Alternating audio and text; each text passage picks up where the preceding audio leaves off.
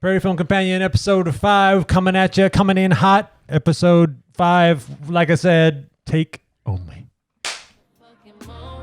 Life is but a dream. Here we are inside of it, and you're inside of me. Until you work, sure, all you fall Just let it get into your soul. Finally, you can add this moment to your memory. Ooh, shit. If someone's singing to you like that, you're fucking them. 100%. Life is but a dream that you manifest it slowly. So fuck a fantasy. This your Let's go. We're back, boys. It's your motherfucking moment. Sing it, Harvey. It's your motherfucking moment. Oh, Yeah. oh, welcome back. Hey, gentlemen. Welcome back, everybody. It is good to see you guys. You're all sexy. I don't know if it's the song, but I'm ready to go. It is not. What's not the song? Oh, should we just let it rock some more? Ooh. It's your motherfucking Oh, look, Harvey came. All right. What's going on, Daddy? motherfucking moment. Were you talking to me? Talking to the dog. It's your motherfucking moment.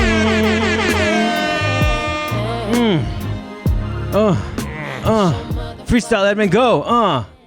Edmund from the South, Mill Woods. Hit it. Edmund from the South. What's Ill good? hoods. Ill hoods. Edmund, I love how you're trying to figure out rap in your mind right now to like spit. It's like thinking. It's processing. It's there. Buffering. Yo, everyone, it's Edmund from the Kill Woods, bringing you more movie talk. Now let's go for a walk. That's the sound of you walking through Millwoods. We eventually got you a rhyme. All right. Beautiful, beautiful. Well, gentlemen, Beautiful. so good to be united once again. Yeah, likewise. I'd like to take this moment to apologize to our listeners and our viewers For everything, really. for everything. Not only the absence, but also the previous episodes. It's Which, our behavior, our yeah, morals. yeah, We lost we're, it. We're all over the place. The But fires. I wanted to say that we're back. We're back with rekindled energy. Edmund, you were saying you're feeling really good. I'm happy about that. I've had a really long day, but it's really a pleasure to be here. Just worked for like 8 hours early in the morning and went for a swim and enjoyed some nice quality Subway sandwiches. Go to Subway on 99th Street and White Avenue. A nice lady who works there. Oh, she was cute. And I was like, She was you should cute. hit her up. She And she made was really like, nice and she made banter. like, yeah, and she was talking to him. I didn't say and that, but Nothing happened. What happened there? Why not? Well, a busy Subway is not the place to yeah. meet women, especially when they're busy serving customers. That's Yeah. respectable. But I'll probably do the whole Rocky thing. If you guys seen Rocky, where his love interest is this 33-year-old woman who's never dated before, who's very, very quiet and works at a pet store. And Rocky keeps telling these jokes. Maybe I'll go visit her and tell her some corny jokes. Yo, Adrian. Oh, except she was Indian, so it'd be like, Yo, Gurdeep. Something like that. I don't know her name. Gurdeep. But yes, I wanted to do a tiny little intro catch up. Mm-hmm. We've all been away from each other. A lot has happened. Our lives are different. And our viewers don't know that. Our listeners don't know that. So why don't we go around and just share, hey, how has the last couple weeks been? What's new in your world? How are you doing? I think we should start with Edmund. You have like the biggest change in your life. What's up, buddy? Biggest change. His hair. Well, what Yeah. change? The hair. Your right. hair. Yeah. Hi everyone. You're probably wondering who is that guy sitting in Who's the that corner? smoking hot? Is that Sinead Sinead. O'Connor? Yum. I know I'm rocking the Ellen Ripley look from Alien 3. I get it. You need a I wife get it. beater now. Come on now. Yeah, it's been a long 6 months. I know a lot of you have been holed up in your homes, working from home. It's finally a relief that the kids are either back in school or they're back home studying online. Or dead. That we're Ooh. hopefully it doesn't come to that. I know reinfections. Some are- parents prefer that though. It would be a weird relief. Yeah, and I finally cut my hair because a lot of you probably don't know, but I'm a proud military reservist since 2004. Thank you for your service. Thank Wait, you. where's that? No, that's not what I meant. That's not what I meant. I'm so sorry. I forgot what the We are effects were. so sorry Wait, to our wait. brothers and sisters in camo. Looking for the round of applause for you. Thank Thank you you. for your service. So, anyways, when COVID hit, the last time I worked at the reserves was in first week of March, and then the lockdown happened. Then we weren't able to work at the reserves, aside from maybe having online check-in meetings and doing distance education courses. But we haven't paraded in person, and I finally went to work last week. We just did our annual exercise where we shot on the range and did some gas hut drills. It was a lot of fun, but it also meant that I had to cut away 6 months worth of hair growth. Probably the longest I've ever had my hair since 2004. So hopefully you like the new look. Don't get me wrong. A lot of people were giving me compliments. A lot of ladies were like, I thought you looked a lot better with longer hair. Wow. But Interesting. Eventually, I kind of have to look the part, right? I like touching the top of your Do you head. see Vin Diesel having really long hair for the Fast and the Furious movies? He's been growing it back recently long- for some role. How long okay. did the hair downstairs get to, and have you matched it? Ooh. If you will. Well, I prefer to shave it all off, Okay. so both heads match. Okay. When it was I know, long. TMI. No, that's just the right amount. The drapes and the carpet, it's more like it's hardwood now because shaved. PG. No. All right, great. clear. Do you like going back to the reserves? Like, what does that do for you being out there? Well, again? like I have a lot of coworkers and friends in the reserves. It's a really good crew. I just want to give a shout out to my unit, 41 Signals Regiment, 1 Squadron, Oh, let's go. the Gunshots. number 1 military reservist unit in the entire world. Sorry, I'm a bit biased. Every reservist, every military unit is great, Yes. but this one's my favorite. And it's great to be back. It's like going back to school, seeing some old friends, and it's another job, so I can, buy more movies. so Good. so I have stuff to talk about for this show. But yeah, enough about me. How about you guys? Cool. Yeah. Let's move it right along to Anthony. I've been doing good. I've been color correcting like a madman. Ooh.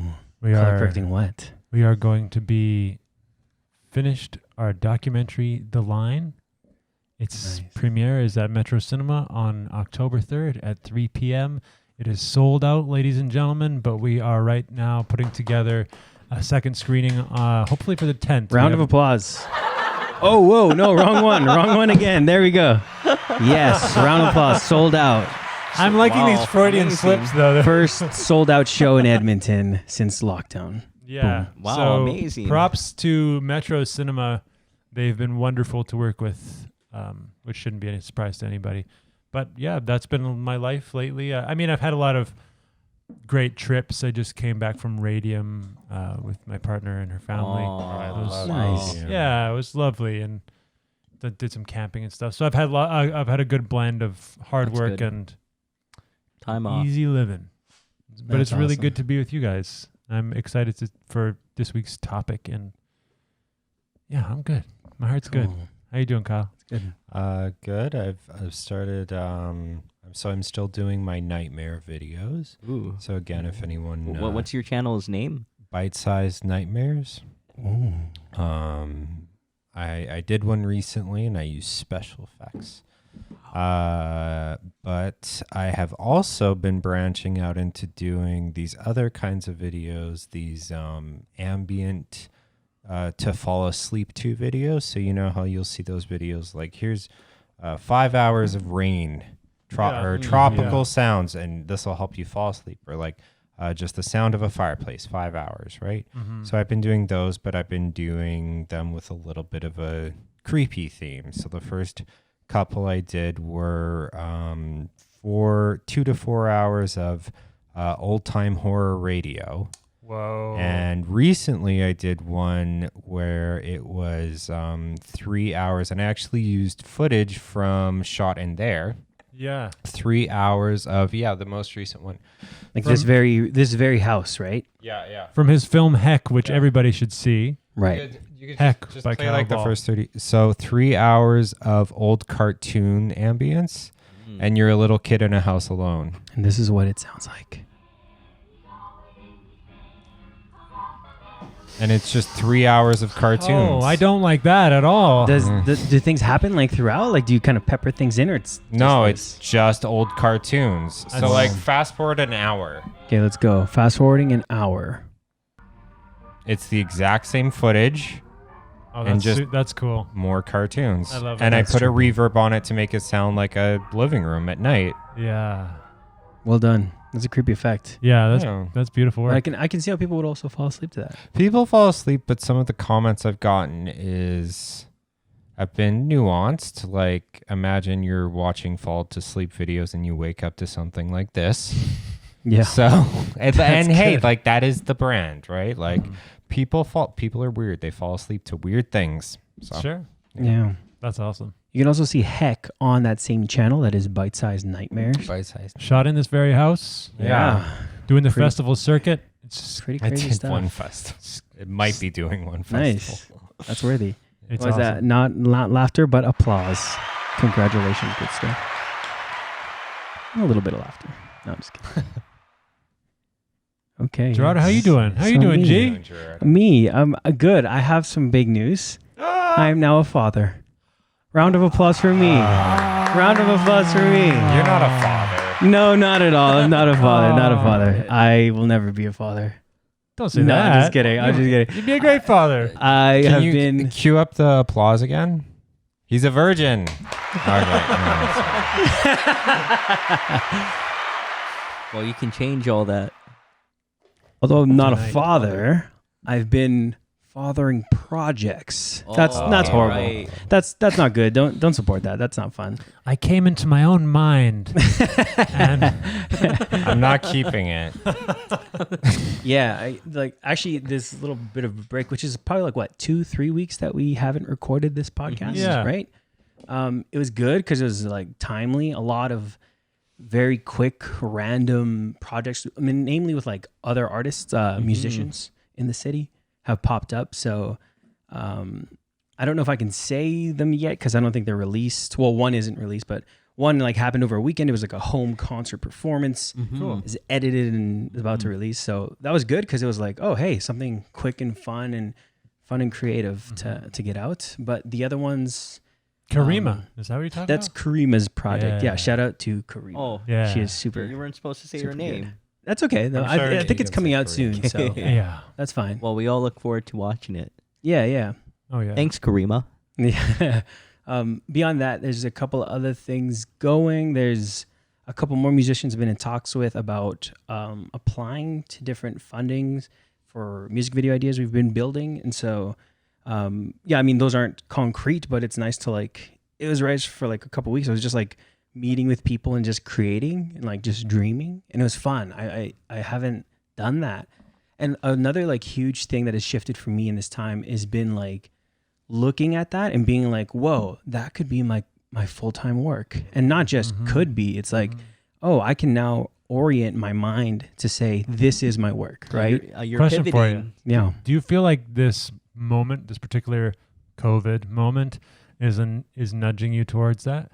Absolutely. I mean, the title of this song was Moment, and it's about beautifully making love to somebody. But that's what I feel is like really appropriate for me in this Yeah. moment right now. Is like I'm in love with these ideas. Mm. They just drive me to the point where it's like a point of beautiful ecstasy to work on it and to make it.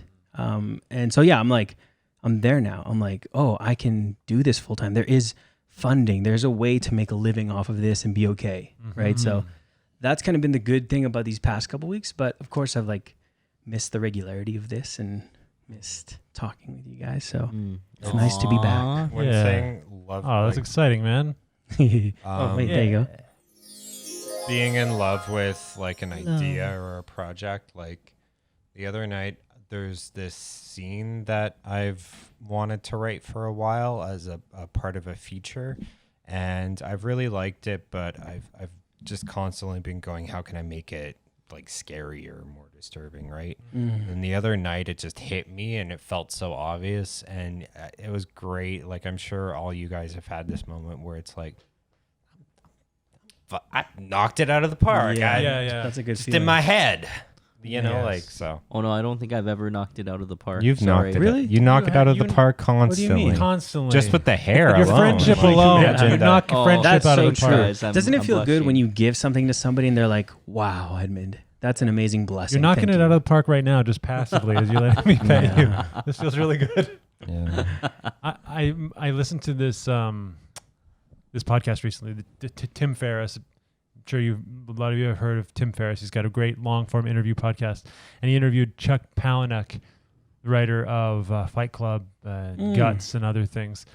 And he spoke about this ancient idea of the genius, or your genie, your daemon, Mhm. this force that represents kind of your highest self, always encourage you, rushing the wind against your back for you to fulfill your own potential. And he's talked about how when he's not writing, he'll get very anxious and petty, and he'll call up his friends at 3 a.m. and be like, "What did you mean by that?" Oh wow. And yeah. inevitably, a close friend will say to him, "You're not writing right now, are you?" Yeah. And he'll be like, Whoa. "Shit, you're right." And then when he is writing, conversely, and I've felt this myself, when he's like in the zone and devoting himself to the work, he said he feels totally protected.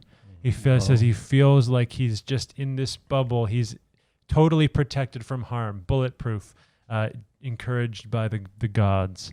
That's wild. You know, Yeah. I think a huge thing with writing is patience, like realizing that if you want something to be great, you have to, like, for example, in writing a screenplay, you have to, if it's not perfect, sometimes all you can do is wait for the ideas to come to Right. fix it, right? You can't force it. Yeah, like when you write I've never really written a screenplay, but I've taken screenwriting classes. When you write something, it's not like, oh, I'm gonna write something in 6 hours this weekend, and then Right.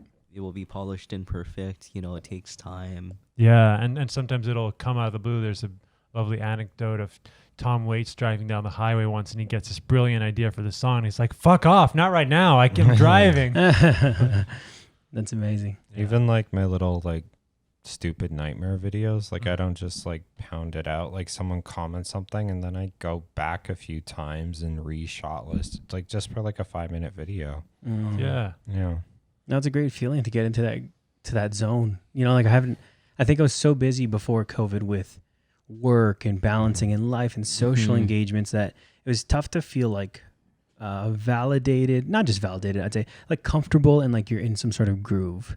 And since then I've felt, that exact thing. It's like, oh wow, this is like, there's rhythms and a flow to this that really make me feel good. You know, it's like, I don't even like ever see myself going back to a 9 to 5 that is gonna stifle that. Like I'm just excited to dig in. So, and doing so, there's been like more and more opportunities, you know, in some crazy way. The more you dig in, like the more things pop up, and it's just like my schedule has like filled up insanely because of it, which is both good and bad. But yeah, it's The I love universe it. is responding. Absolutely, Yeah. it's a lovely thing. Harsh, quick, weird segue to our main topics. We have two Hey, today. that rhymes with the main topic. Hey, yeah, I didn't biopic. know that. What Yeah. topic? How do you guys Oh. say the word BIOPIC? Biopic. How do Yeah, you say? bio- Some Biopic. people say biopic, which sounds Oh, like wait, a that new type of feel- prescription. No, that feels Yeah. I've heard that too, and both feel okay. But it's biographical picture, so I think the biopic doesn't make sense. Biopic. I like it Yeah. though. Biopic. And Yeah. it's 2020, so a lot of people are mentioning this other word, BIPOC, Right. which Right. I believe it is a Which is A biopic. biographical Biopic. people of color. No, it's Black Indigenous people of color. Yeah, Right? Not I think so. bisexual people of color either. Not them though. maybe Although persons. there's probably a Venn diagram of sorts. Mhm. Probably. And I only mention it because the main topic is biopics. You But- would. But I just wanted to bring up BIPOC because I've had a lot of colleagues, both persons of color and non-persons of color ask me, well, what is this BIPOC? I keep hearing it. Yeah. I was Yeah, one of so- those non-persons of color that But asked fortunately, because of this new era that we live in, fortunately, we're seeing a lot of BIPOC biopics, you. Yeah. Hey, biopics true. being made. BIPOC, Yeah, BIPOC, 42 BIPOC. about Jackie Robinson. I mean, Mm-hmm. there's so many. Hidden Yeah. Figures, one that I saw recently. But That's a great one. But Malcolm anyways, yeah, I'll X. let you introduce Yep. the topic. Sorry. Oh yeah, I mean, yeah, Topic nothing. biopic. That's it right there. Yeah, maybe like I think maybe before we dive into specific examples and things we've seen, because I know we had some small conversations about that. I was very curious about just like your personal feelings about biopics. When you see one, I mean, maybe I'll just start. When I hear, there's like two things that go on in my mind that, okay, this is a biopic. It's usually like, oh, there's this polished version of like an autobiography, which often gets derided for being like formulaic and, you know, very like by the book, but is just slapping this person's story in.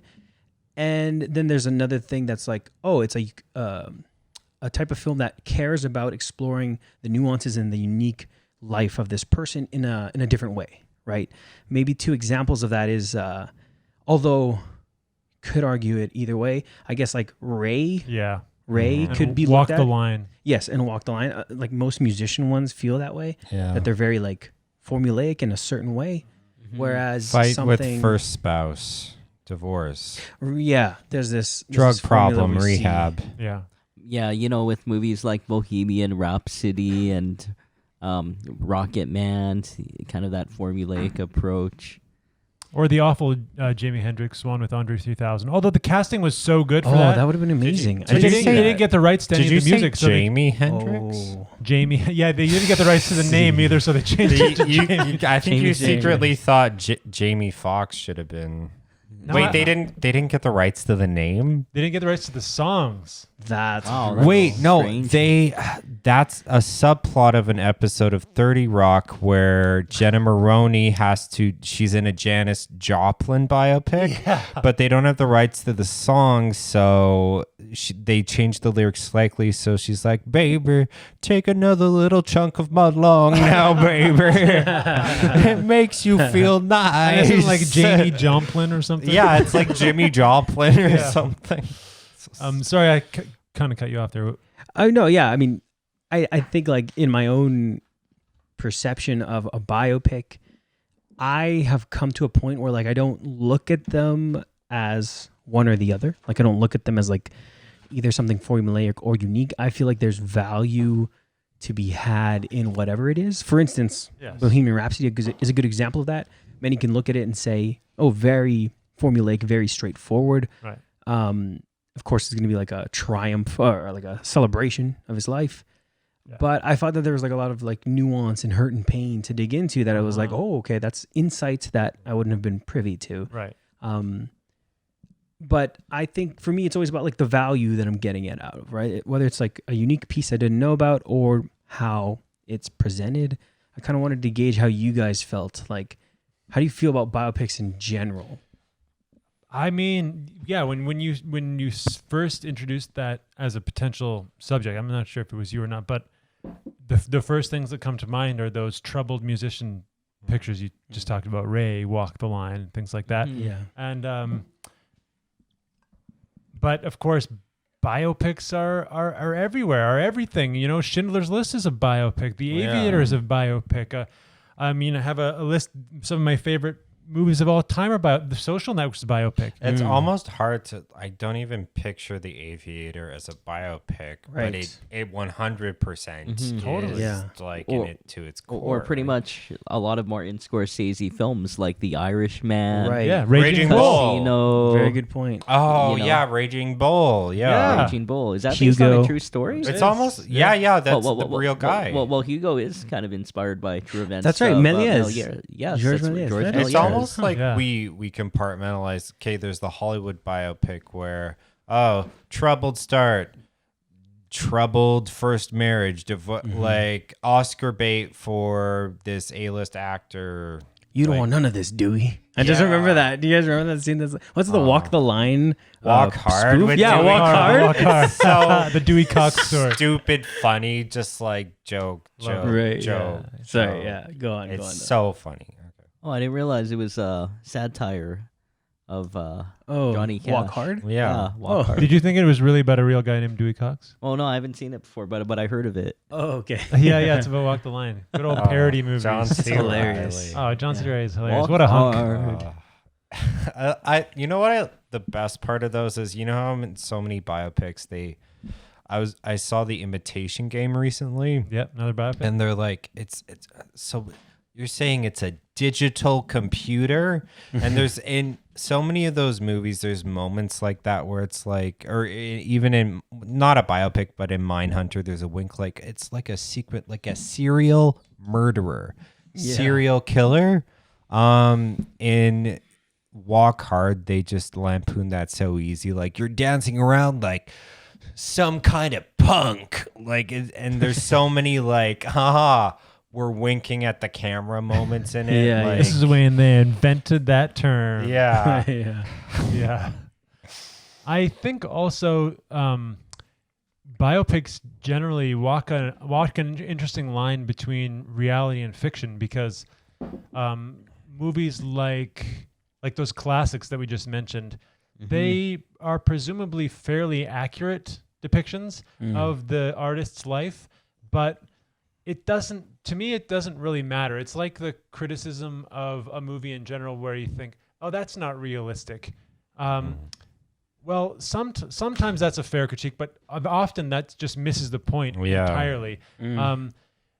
A lot of, like, American Splendor is one of my favorite biopics about I the love comic American. artist That's Harvey yeah. Pekar, and he walks in and out of that movie. Yeah. You know, he just wanders into the real guy. Just wanders into a scene, Yeah. and so the entire time it's a wink to the audience that this is a movie. This is about something else. This is kind of about my life, but really it's a crafted story. It's got an arc. Life doesn't work like that. This is about the human experience, to use an old cliche, you know?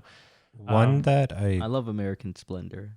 Me too. that I does that I think also really well is Marie Antoinette, Yes. which I hate period pieces, but that one I really liked because it did kind of it like jabbed at it. yeah, I mean, the like soundtrack, there's all this the contemporary soundtrack, music. or there's one shot where it's like a montage of like she's buying stuff, she's having fun, and then there's just a big shot of Converse shoes, which they did not have in France at that time, right? And it's just like that. It's like, well, we're not even going to try to be historically accurate. Number one, we don't have a perfect record of Marie Antoinette's life. That was a long time ago. We do have to make up some stuff, so why not?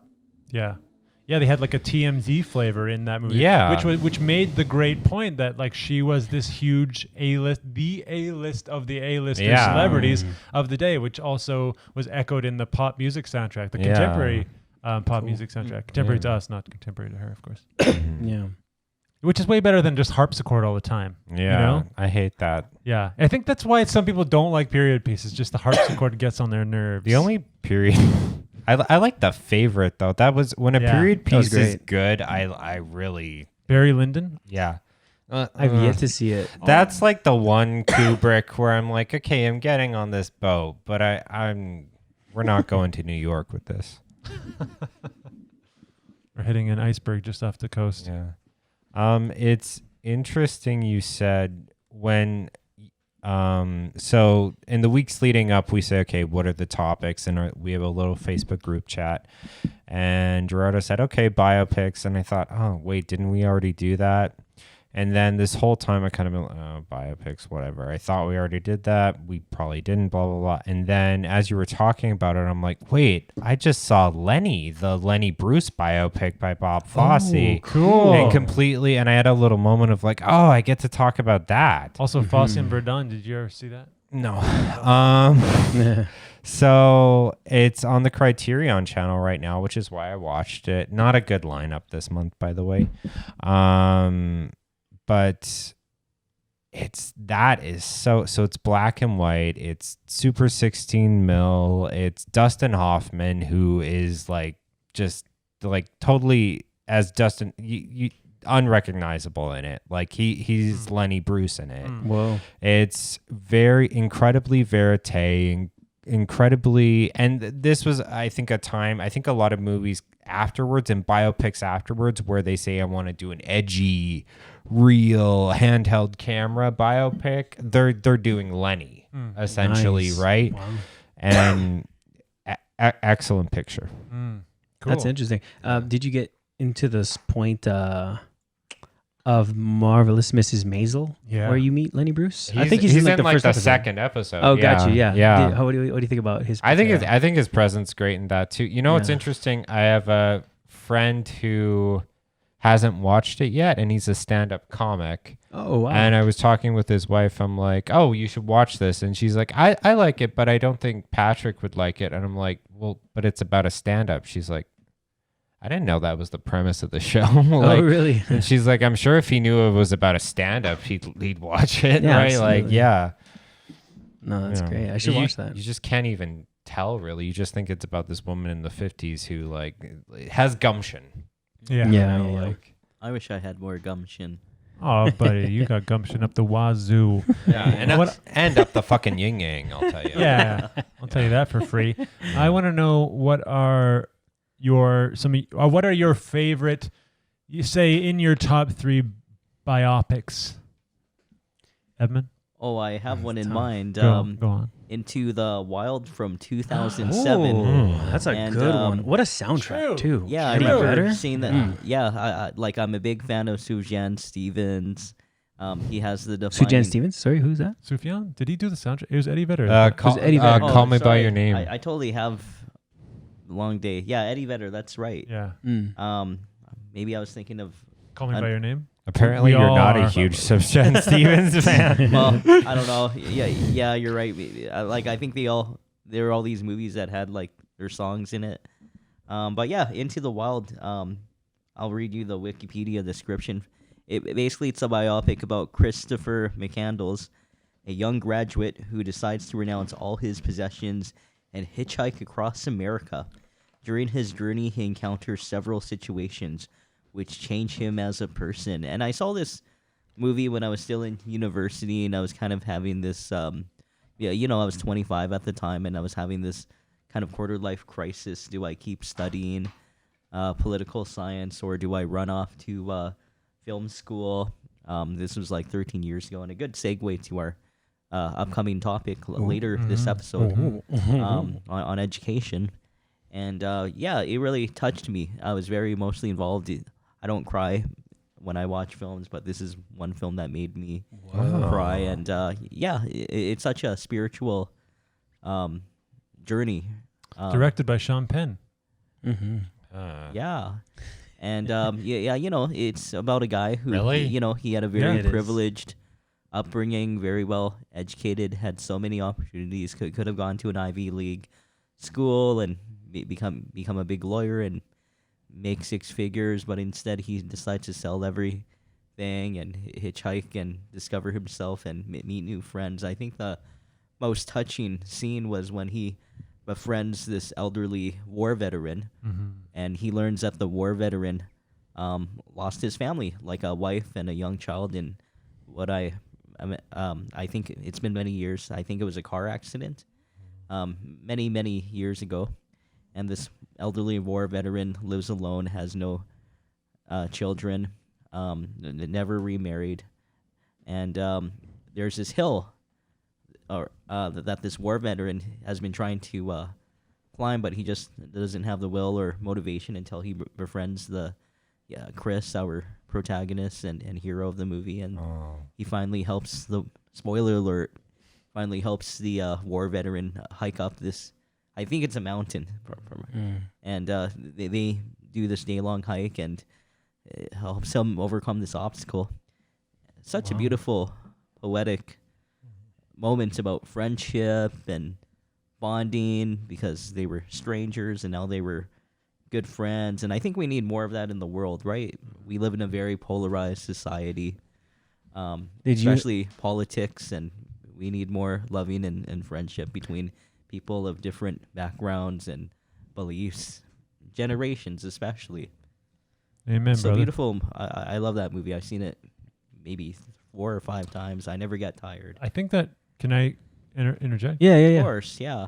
That's a pretty good segue into one of my favorite biopics, which Ooh. is a film that I saw today. Oh wow, you're stealing it? Okay, go ahead. Jump in, jump in, that's fine, jump that's in. fine. I'll move But on. I'm kidding.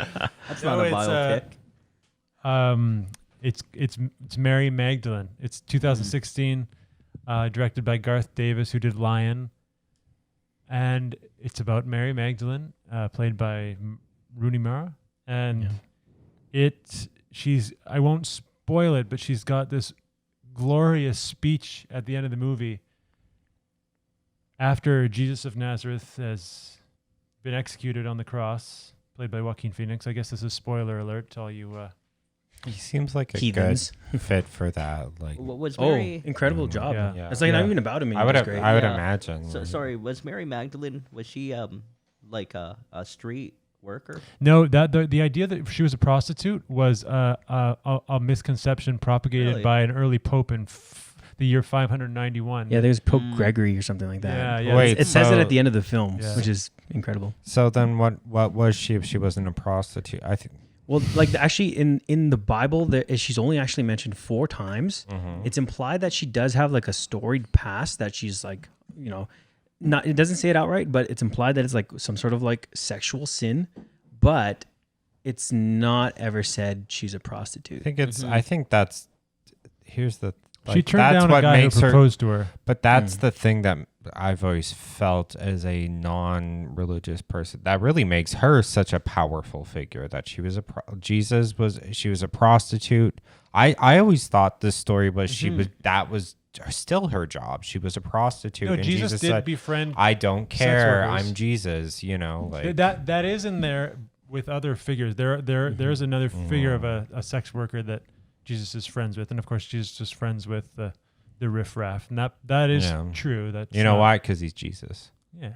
Oh, When I was a kid, there was some documentary playing about Jesus, and I wasn't raised religiously, and he's like a little kid Jesus in it, and these kids, like, I don't know, throw rocks or some shit at him, and he doesn't react, and they run away. And I said to my neighbor, like, why didn't he do anything? And she's like, well, because he's Jesus. I'm like, oh, I just clicked. Nice. Yeah.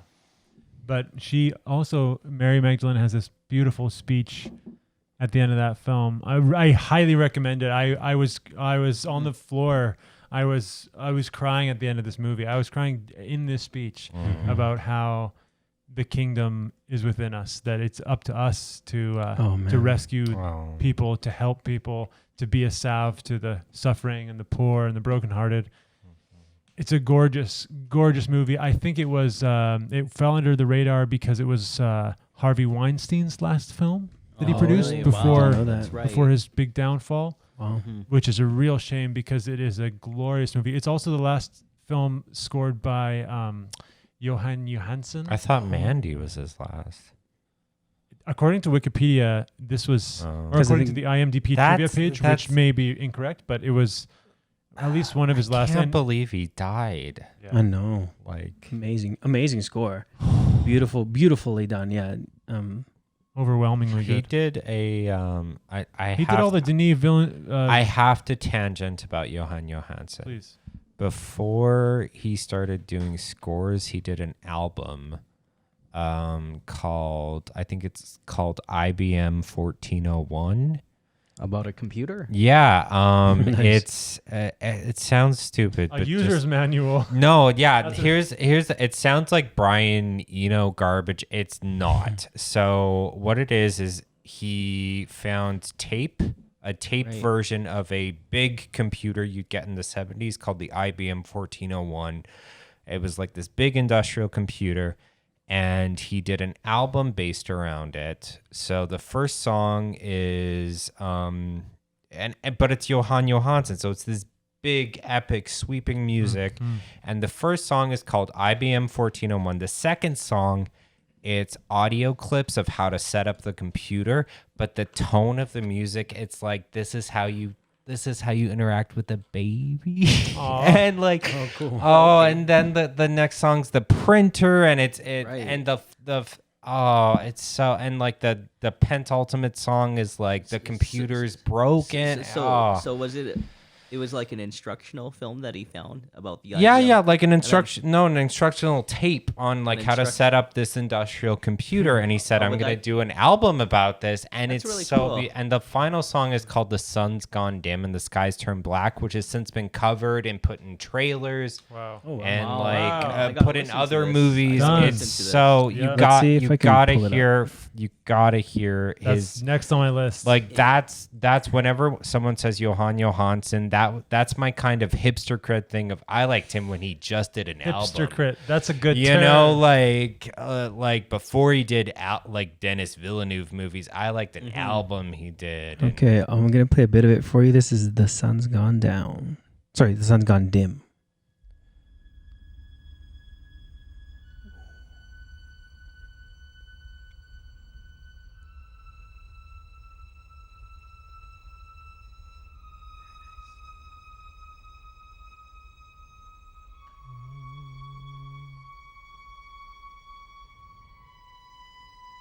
It's very ambient, very moody.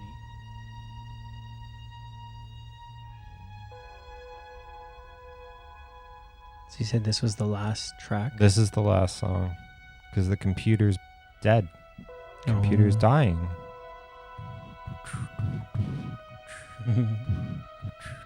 Sad robots.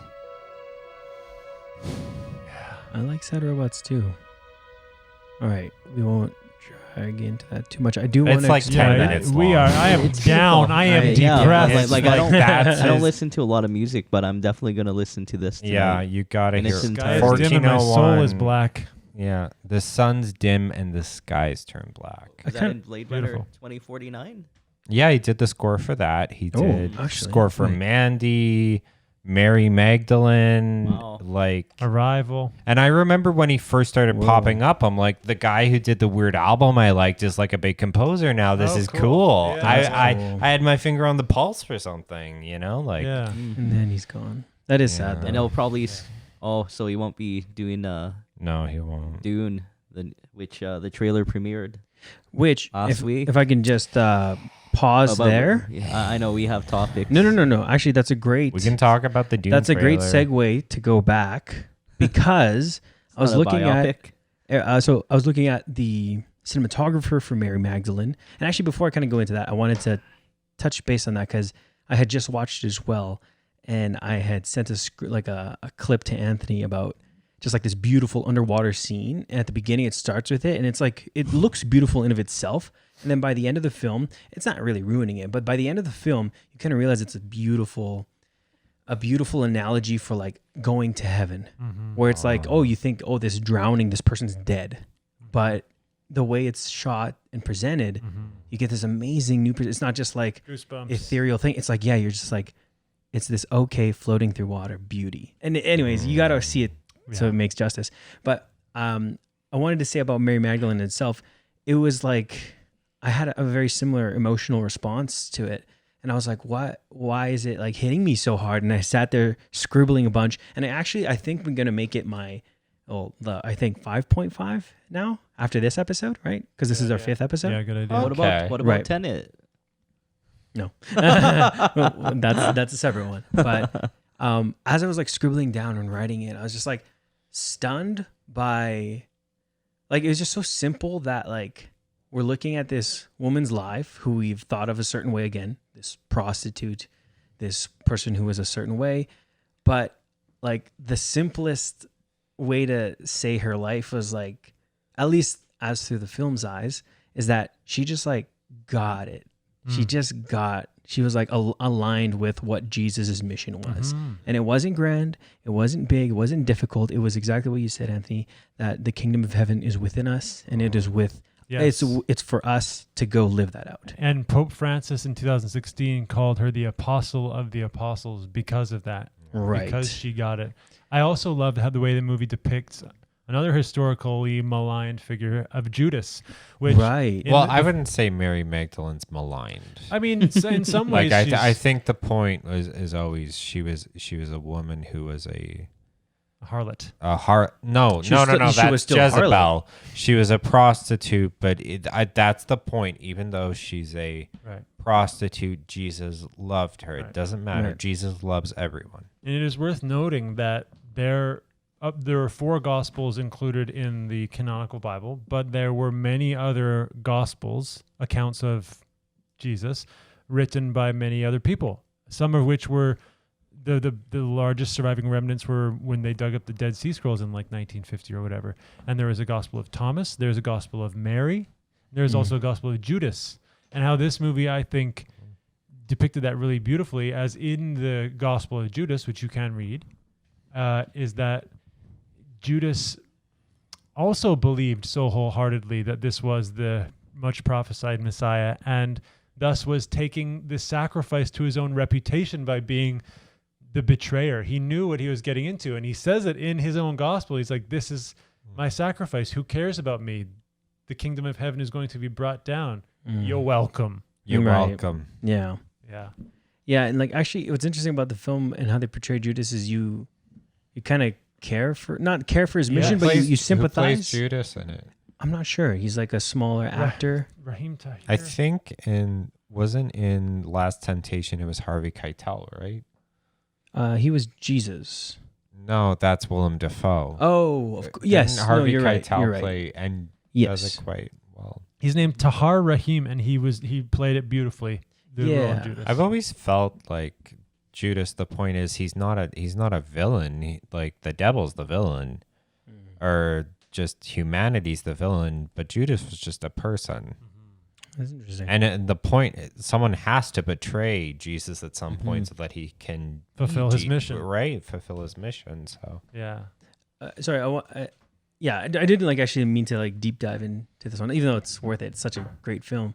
The last thing I wanted to say about it was, by the end of it, you get this scene where it's like Mary's standing up against the apostles, being like, "No, it's like you guys are like missing the point." I think it's like after Jesus had died and she come back, she's like, Confronting and then Peter. the apostles are like saying like, "Why would he present himself to you after coming back?" Yeah, you why know, you? it was like it is. You can see it framed as this like feminist film about like, hey, the woman has the correct perspective. That's putting it harshly, but what's more prominent is like you can see how easy it is for like the men to just mechanize like, oh, the kingdom of heaven has to be fought by a war, has to be won by soldiers. Like this planning, the scheming. She's like, sit down, boys. Exactly. Yeah. In like a very like beautiful and humble way. She's like, no. It's about reaching out and saving people, right? And there's a scene at the end which reflects that, and it's beautiful. But Yeah, that's the one that'll get you.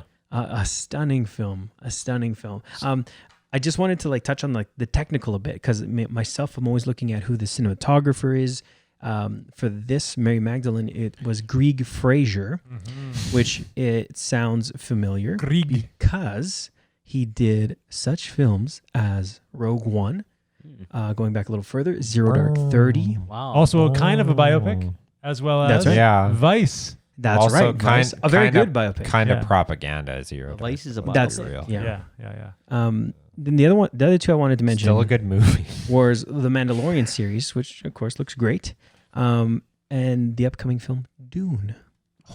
So yes, that trailer that you saw was And everyone you Grieg meet. Fraser. He's in demand. No point there, but other than to say his work is incredible. Cool. The best part was the Pink Floyd cover and the music. Oh, he's like, also doing the the Dune. Batman. And Batman. Well, Wow. some big But the projects. sun is a big clip. projects. I'm surprised they should have changed the lyric for that Pink Floyd cover in the Dune trailer to the sun is eclipsed by the Dune. Yeah. Okay, he also did Killing Them Softly, which is one of my favorite movies from 2012 or any year. I love that film, but it's not a biopic. So are we going to Yeah. talk about the Dune trailer? No. Okay, good. Let's just Because keep dancing around. I it. wanted to do one more biopic before we moved on to the next one. Yeah, good, Kind of. It's interesting because whenever we say, again, when we say biopic, we think, the heroine, blah, blah, blah. Just some Oscar bait nonsense, right? But things pop up, right? Sid and Nancy by Alex Cox, Right. about Sid Vicious of the Sex Pistols and his schizophrenic girlfriend. That's such an interesting biopic too. Gary Oldman, Made like 2 years after they died. Yeah. Very, very recent. Like, it's weird when you look at that, you think, oh, this is just a movie from the 80s. And then no, this was fairly close to after he had died. Yeah. Well, and she died. Yeah. And so Gary Oldman, again, very unconventional, like big leading man playing Sid Vicious. Yeah. Which, again, that's the thing about biopics. Oh, it's this meaty role, Oscar baits, and in a way it is, but it's very very unglamorous what he was doing. It's certainly very unglamorous portrayal of Nancy, and it's that really 100% bucks the trend of so many biopics. So many times biopics, it gives, this is how they would have been, either they would have wanted to have been portrayed, or if they're alive. Yeah, glamorize Sid and Nancy. It really does. In a very sentimental, sweet way, it does still drag them through the mud and say, these were two people, they maybe should not have been together. Just because two people love each other does not mean they should be together. They're both like just battling dumpster fires and train wrecks, and but it's still an amazing motion picture. Gary Oldman also he played Beethoven in another great biopic, Immortal Beloved, which is based on a singular letter that was found that Beethoven wrote to his immortal beloved. And there was a lot of speculation about who that was. It was the subject of his great song Für Elise, and they made that gorgeous movie after it. I do have a question for you guys before we close out our discussion of biopics, of which I wanted to also list some other favorites. We talked about Vice. I love Hitchcock. The Social Network. We talked about Selena, another movie that was made a couple years after she died. And there was some controversy about that one because Jennifer Lopez is from the Bronx and Selena was like a Mexican American from Texas, and so there was like some controversy at the time. Although the casting to me is just perfect. Superb. But also The Man on the Moon. I love. Yeah. So good. And we haven't even really scratched the surface. I mean, biopics are just everywhere. They're everything, and there's documentary biopics. There's that movie just like on its base, so fucking. If you believe, fascinating. Yeah, my they cookies put melting. a man on the moon. Man on the moon. The best part in that movie is at the end of it where he's sick. I'm telling his family, like, I have cancer. And they're almost like, is this another bit he's doing? And they leave that ambiguous at the end. It's very beautiful. Yeah. It's a real honor to the actual comedian. Yeah. Did you watch, I think there's a documentary about, like, Jim Carrey's journey through that? Yes. Amazing. Amazing dedication. And he just, like, completely transforms into him. The family and the friends were like, that just felt like he came back to life. Right? Wow. And it didn't break Amazing. character. Yeah, it's fascinating. Yeah. I don't know if it's on Netflix, but that's where I saw it first. Right. Okay, so this is my question to you guys, and I guess this can be. The answer is yes. This is also to our listeners and viewers. Not only what is your favorite biopic, but is there somebody who you'd like to see a biopic made about? And if even if there is already somebody, who do you think we haven't fully explored? For me, it's Louis Riel, as some of you may know. Yeah, but that's cool. Is there somebody who you think there should be? Or Actually, I got one, Yeah, please. which is about, I think it's like in production, about to be. So it's a bit of a cheat, but Mike Tyson. That would be an incredible story. I've just like been soaking into his podcasts and into his life story, and just like that extremely rough, crude background of forming this fighter, and now kind of even his journey into adulthood and rekindling that is an incredible ride. But I think it's already in production because Jamie Foxx is slated to play him. Good So casting. that's going to be incredible. Yeah. That would be mine. Good answer. For me, I'm kind of a geek tech head. I'd like to see a biopic about the American-Polish businessman Jack Tramiel. And a lot of people are probably wondering who Jack Tramiel is, but he's changed. He's actually affected a lot of our modern day tech life. He passed away, I believe it was a few years ago.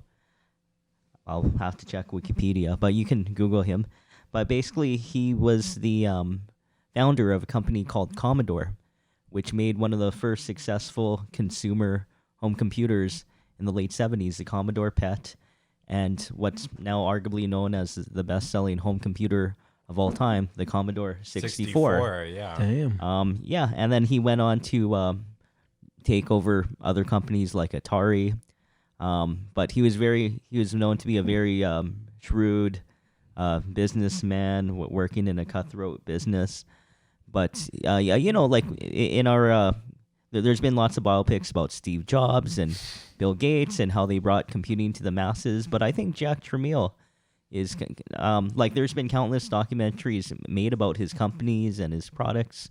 But there hasn't been any. I don't think there are biopics about Jack Tramiel. Not that I know of, and he deserves. He's also responsible for bringing computing to the masses, especially the mainstream consumer, and making computers popular. So I just wanted to interrupt you there. Sure. Just looking up on they made one. Wikipedia. No, they didn't. I don't think that they made one. But he's a Polish-American businessman. And he survived the Holocaust. And he's a Holocaust survivor as well. Yeah. That's what I was going to bring up. But And- yeah, Mm-hmm. I don't think they have. And Maybe he there's a struggled book. in life. Harold and Maude deals with the Holocaust survivor thing Hey, I so think- sweetly. I think it's playing right now at the Metro. As we Have you speak. seen it? Oh, No, I haven't. I did that's see the cool. There's trailer. okay, so spoiler. So trailer. it's this unconventional. It's like this 20-year-old weirdo dating, like Yeah. having a sexual relationship with this senior citizen. It's like an Oedipus Rex Yeah, thing, but it's not his but mom, it's done but- so quirky, so sweetly, and Mhm. a few times she makes vague reference to, oh yeah, but that was all before something happened, and then at some point they're having this sweet moment. And he sees her arm, and he sees the tattoo, like the number, and it's like, oh, and then it's not addressed in the rest of the movie, and it's just, Right. So sad. Wow. yeah. But the thing is, it's not sad. That movie it's so morbid, dark comedy, but the whole point of it is it's very sweet and positive. And we need more love between people of different generations. Nothing wrong with well, that. maybe not as that long kind as of it's- love. Not that there's anything wrong with as that. long as You can it's- pursue that as if you long as like, it's though. legal. Yeah. It's okay. You know, if you want to fuck a senior citizen, go for it. A lot of us wouldn't be here if it weren't for senior citizens. It's a very Yeah. good point, and they need love too. But they didn't fuck each other when they were senior citizens, and that's not why we're here. Okay. Hey, what's this log cabin that's sitting in the middle of the smoking. table? What's It's the old timers log cabin. Oh, what's that old timers log cabin, Kyle? I can't tell that story's too long. We gotta move on to the next topic. That's okay. I did not wait. fuck a senior citizen. What was I going to say? Oh yes, there isn't a film of Jack Tramiel, but maybe you should be the one to write it. Maybe Yeah. someone who's listening to this might be inspired and will make a film about Jack Tramiel. Well, if anybody's listening or watching wants to partner with Edmund Rote to make this, Yeah. it starts here. Especially if you're a sexy senior citizen. Woo! Let's go. And what would it? Let's would go, it, Maud. It could be. You could call Gertrude? it like Ethernet Jack. I don't know. Computer Jack. Computer Jack. That's pretty good. Gurpreet, if you're listening to Then yeah, this, that's cool. Yeah. I just got your working title set up, motherfucker. Oh, well, I bring it up because we seem to have a lot of like shows being made about kind of the rise of computer companies, especially what's that show on? It's about the high score. no, not High Score, but it's Sounds good. it's not a Showtime show. It's an AMC show, and it's about like Mr. Robot. No, that's not AMC. No, I I'm know trying that. to remember. I think that is I know the AMC. viewers remember, but I can't remember it. But Oh, Silicon Valley. not Silicon Valley, Okay. but it's about like the computer industry in the early '80s, and it's on AMC, and it has Yeah. yeah, like Yeah, Hell that- on Fire or Yeah. I have to pee. AMC. Don't move on to the next topic until I'm done peeing. That's okay. AMC computer show. Halt and Catch Fire. Halt and Catch Fire. Oh, there you yes. go. I've Yes. never even heard of that. Yeah, and I've been watching a lot of shows. Like I watched another document. Sorry, I know we're on the topic of biopics, But I did watch a documentary about kind of the rise of Compact Computer Corporation, and I bring that up because Compact Computer Corporation was one of the first successful companies to produce a commercially successful IBM clone, because IBM introduced their PC platform, but it was easily copied by countless companies because IBM used off-the-shelf components, even an operating system from Microsoft, and Compaq pushed the way for having these IBM clones and creating the PC compatible standard that we all love and cherish. Sorry, Mac users, but Fuck you. No, I'm just kidding. and yeah. Like *Halt and Catch Fire*. Like I think the first I've never seen the show, but I've heard of it. The first season deals with kind of the rise of this Compaq-like company up against a mega IBM-like corporation.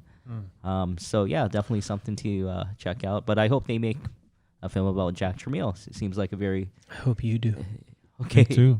I'll get started on the script right now. Okay, good. But yeah. I would have loved to have met the guy, but he passed away many years ago, but he deserves justice, even though he was a pretty shrewd, cutthroat businessman. I mean, you kind of have to be when you're larger-than-life in the character. computer industry. Yeah, he'll get like a complicated brooding biopic. Yeah.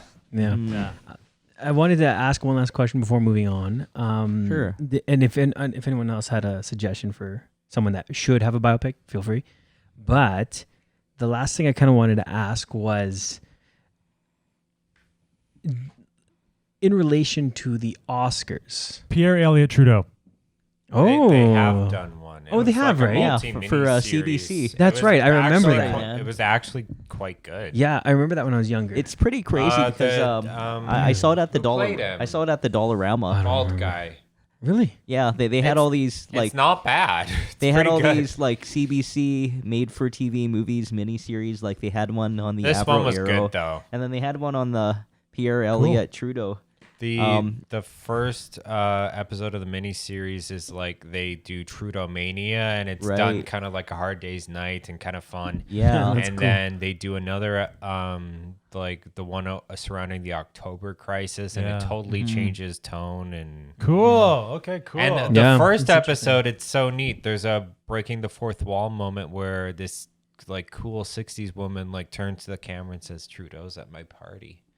Turns around and like yeah. It's so That's cool. fascinating because like who would have foresaw that his son would become prime minister, and and even I know more handsome and cool. just to educate our international viewers. Everyone knows We live who he in a is. yeah. You know, I know he's a really well-known guy, but for our international viewers, we live in the province of Alberta, where Trudeau is not looked at very kindly, because of things like the National Energy Program, and decades later, his son and current Prime Minister Justin Trudeau is now Prime Minister, and there's a lot of pretty outspoken Albertans who still On don't like Facebook. him and So his family. just Yeah. I hate to inject politics into this. So Alberta has 34, I think, 34 members of parliament. Yeah, The you're probably right. election that elected Trudeau, only 4 voted for the Trudeau Liberal Party, and I lived in one of those ridings, Edmonton Center, that Yeah. elected a openly gay man named Randy Boissonneau. Cool. Yeah. Nice. And we're currently recording this podcast in the only non-conservative riding in Alberta right now. But now it's in The Edmonton, the Socialist Republic of Edmonton, Strathcona. Currently recording to you from the People's Republic of Edmonton. Nice. Eat it, Dante. Yeah, Edmonton could be its own city, state along political lines. So At least provincially. The Henday is just a wall in the just making. keeping the comrades in. Okay, before that Pierre Elliott Trudeau tangent, though, you were literally mid-sentence, weren't you? I don't know. I can't remember. But you know Okay. what? I'm not married to that question. I think that's actually what I was going to ask was like, are we annoyed or like, are we tired of being baited by biopic films at the Oscars? But I want to table that because I feel Yeah. like the Oscars talk is a bigger one, especially with recent changes to Yeah. Parasite. requirements. No. That's a great future episode. Yeah, so Yeah, let's yeah. not even dive in there. Whole other Yeah, episode. Let's go to forget the side. table That's it. a entire You- series. You're gonna Yeah. have to pay for the Patreon to access that one. Yeah. Or the So- OnlyFans. Or the OnlyFans. OnlyFans. Edmund's not wearing underwear today, so it's gonna be a good one. Oh yeah, I'll make it a short story. Like I started swimming. I try to swim almost every day. Yeah. Not without Well, you don't swim with underwear. Well, some people do swim with underwear underneath. I've their- done it. Some people It's not swim with a good. thing called a swimsuit. Edmund. What kind of swimsuit do you have? Yeah, trunks. Is it the briefs, the ones that like, or is it like little That's a truck Speedo. shorts? They're like Speedos or they're like shorts? surfer board trunks. Oh. Like I don't Are walk they around. mid calf or are we kind of mid thigh or are you like higher up? No, I don't wear like speedos or Why not? revealing. Oh, I don't know. Like I usually buy the cheapest swimsuit for $14, Okay. and speedos are expensive. But anyways, yeah. Like I went swimming, and we live in this COVID era where you have to book your swim appointment, and at the city pools, you have to come with your swimsuit on.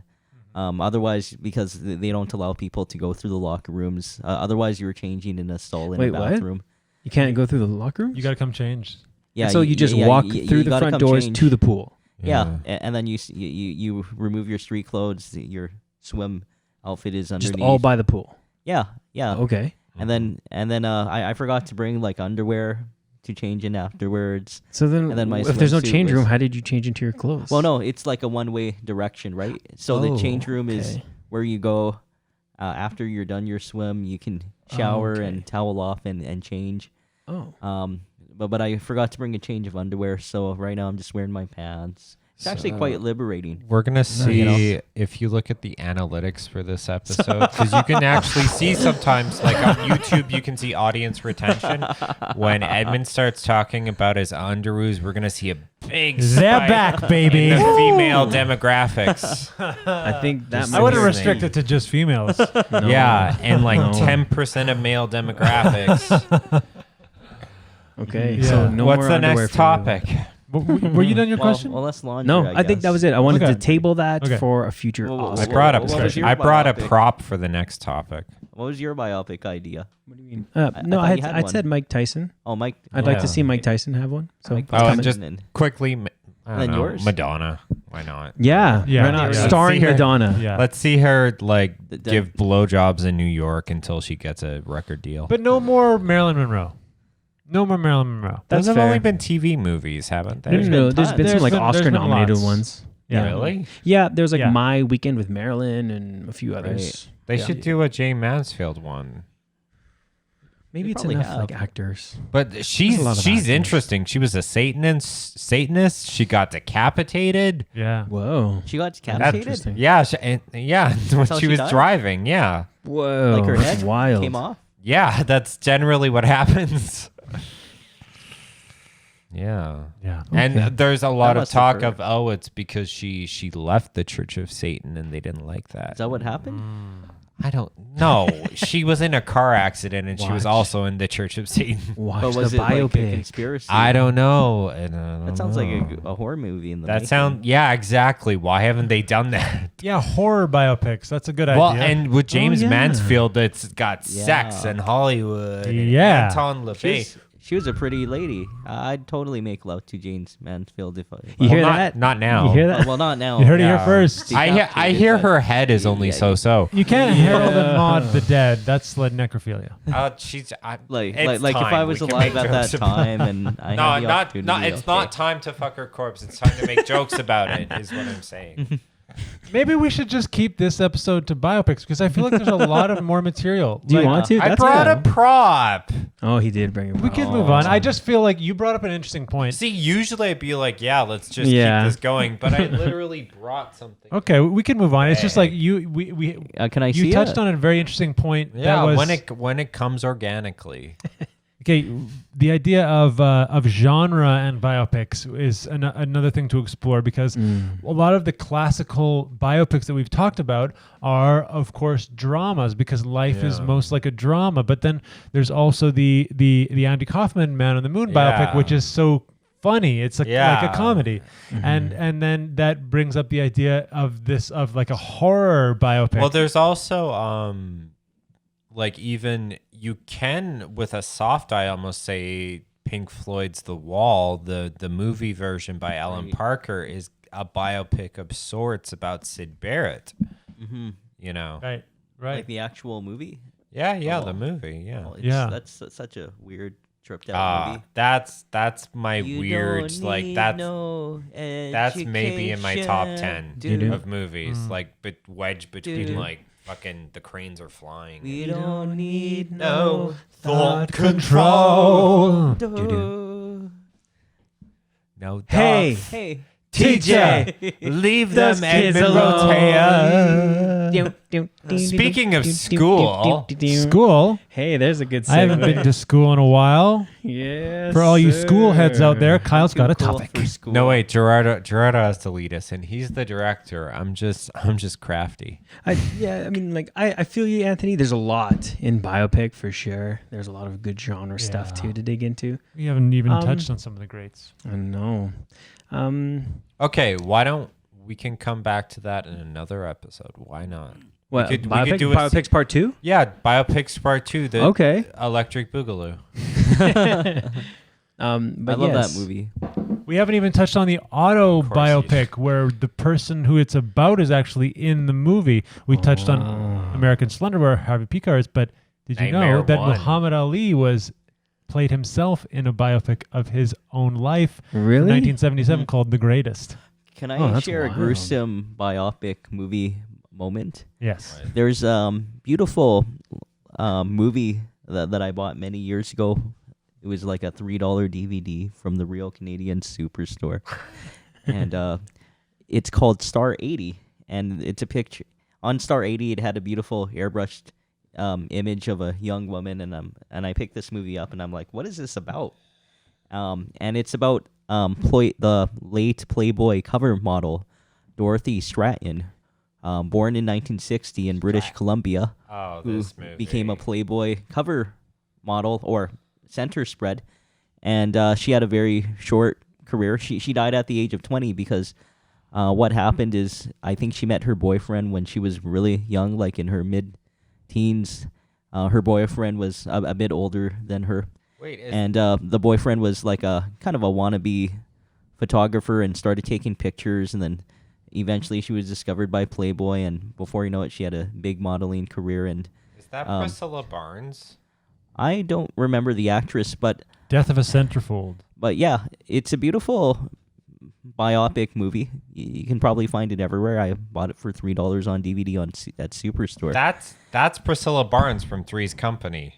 But anyways, yeah, watch this movie. It's actually pretty sad. You know, kind of the typical, like you have this up and coming rising superstar like Selena. In this case, a beautiful I guess the young song, This Canadian looks model. Not bad. the song Californication by the Red Hot Chili Peppers is written about this woman. Really, I Dorothy didn't know Stratton. that. Yeah, Oh, Turns me interesting. on. Canadian Playboy cover model, and she Directed she- by Bob Fosse, who also did. and she died when she was 20 years old. She was unfortunately killed Wow. in a murder suicide. Her she became popular, but her boyfriend, you know, never really achieved success, and I think they broke up, and she Wow. fell in love with movie director Peter Bogdanovich. Bogdanovich. That's right. Whoa. Who later Targets. married her Good younger movie. sister. And this is an eerie moment because they, of course, they have the scene where she died. So her ex-boyfriend murders her in the apartment. But in the movie, the scene was actually filmed on location where the crime was committed. And that's so like- Bob Fosse. and it's so creepy Whoa. because when like you don't know it when you watch this film. I didn't know anything about this film. I thought it was a beautiful film. But when you read about it in like Wikipedia or film analysis that, oh yeah, the final murder scene was filmed where it took place, and I'm like, oh wow, that is really that's creepy. insane. That's wild. Yeah. That's when you started Sorry, talking I about- spoiled the entire movie. I but, didn't. Who you thought know, we were going to talk on 2 Bob Fosse biopics? Yeah. Like, I didn't even know about this movie, let alone it was by Bob Fosse. And if you guys Damn. want to watch it, That's a deep cut you found at. By the Wow, way, you bought that Fosse Canadian- and Verdun is an incredible Mhm. biopic miniseries about Yeah. him and his wife. So it's about Bob Fosse and who? His wife, what's her first name? Gwen Verdon. Did she dance? Did she dance? All right. Do we have a segue? Is there a segue? We don't need no education. Or do we? Wait. Or do ya? Wait. Why don't we just like pull that up real quick? Nah, We can cut this out, right? We can cut out this Fault. searching for a segue. we can, but I'm not going. I'm searching for a segue. Searching for a segue. I dream of segue. Dun, That's okay. dun, dun, dun. Yeah. Or you could just like talk. Yeah. Look, okay. you have the Criterion channel bookmarked just as to say, like, yeah, I have this. I've been watching Stalker for the past 3 nights and I haven't finished it. Well, that's, Ah. It's a long I just been one. like super tired. I'm like, oh man, I gotta make it through. dude, It's so here's engaging. the thing about but- Andrei Tchaikovsky movies. You gotta start in the morning. Like, I'm sorry, it's just the way it is. And You even if it's do. like, okay, it's 7 o'clock, I'll start this movie. No. No. Yeah, that's You like, gotta start in the morning. that's like a solid 3 hours. You right? gotta finish the movie and It's 3 come and a out half. and it's daylight still. Mm-hmm. Yeah. That's just the way the movies work. Just like Tenet. You need your faculties about you. Yeah. Mhm. Yeah, I saw that True. at the Metros. Sorry for all of you viewers out there who keep wondering why I keep mentioning Metro or why you hear it. It's the local kind of art house, independent film, theater. So the local art house. See, they It's show our a lot of best older cinema. films, and it's I would showing agree with Andy's that. documentary feature-length film, The Line, premiering October 3rd. So- But it's also the place where I discovered Andrew Tarkovsky. They had an Andrew Tarkovsky film series about 3 years ago. And yeah, that was one of the films I saw, Stalker. So saw it on a Sunday afternoon and was in the theater for like 3.5 hours of a very long movie, but So it was amazing. like one of his shorter movies. One of his The, shorter the short movies. film by Andrew Tarkovsky. Yeah, and then I saw a few other films, Andy, like I for think sure. like Mirror, and Solaris, and so the big ones, right? And yeah, I love George Clooney in that one. funny Sorry man, about funny that. man. Not the We talked remake, about the Andrei original. Yeah, Tarkovsky yeah. on the last episode. We did. about That's how Andrei long. Rublev. That's how long everything. Yeah, we just could have an entire goes. episode. He like is like basically outlived the Soviet Union. That's how long his movie. By the end of it, it's like there's a McDonald's here. And where's the Berlin Wall? That's how long. No, yeah, I didn't mean to bring it up. I just wanted to let you know. I've spent the last 3 nights But trying to finish yeah, I it. guess it's a good segue to our next topic. That's because one of his more watchable ones you too. know, a lot of us at this table have taken film studies classes and have a So- formal education. Who here at this table like got like an actual like degree diploma from film school? Yay. Yay! Not I. Yes. And who's the most successful filmmaker at this table? Edmund. This guy. No, he has and Andy has a documentary feature film. It's not a feature. I will just say that. Oh no, a feature film is over like 40 minutes. That's right? true. feature Okay, is technically okay. I'll take it. a feature is technically over 60 minutes. Yeah, I don't know. Some you make it festivals take longer? like It's a a 40 medium. minute. It's a medium Yeah. length film. Medium Heck's a length medium film. film. Yours is an extra large, Speedy. Thank you. But yeah, great segue. I just wanted to like. Can you add 12 more minutes to your? So you go, Gerardo, credits. since you graduated from a very Bloopers. prestigious film school, you go first. Well, though, I wanted to preface this this discussion. Why I feel it's unique is that I think my own perception of is film school valuable, whether is just finding your own way through like film Mhm. valuable, has changed. Right. Not like from one point to another, but kind of vacillating in between. If you would like to think of it as like a cosine function, Mhm. so I'd come back to it and go forward. But anyways, Great word, vacillate. yeah. Vacillate. Wow. I wanted to ask you guys, like, what do you feel is the value in attending film school, whether you've attended or not? And what do you think is the value of not and pursuing your own path? Mm-hmm. So I have like basically a pre-recorded spiel about this. Go. So many people I've encountered said, well, Tarantino didn't go to fucking film school. Yes, that's true. Being a film director is not like being a doctor or an airplane mechanic. You don't literally need a piece of paper saying you did it so that the government will legally let you do it. We can all self-promote and say, here's the great thing about film. I can just say I'm a director. Literally look at this chair. I'm a director. It's one of even like as opposed to being a cinematographer or a best boy. Who knows, right? Like you can literally just say yes, I'm a filmmaker. No one can say no, you're not. They can say it, but it doesn't make it true. But Quentin Tarantino, yes, he didn't go to film school.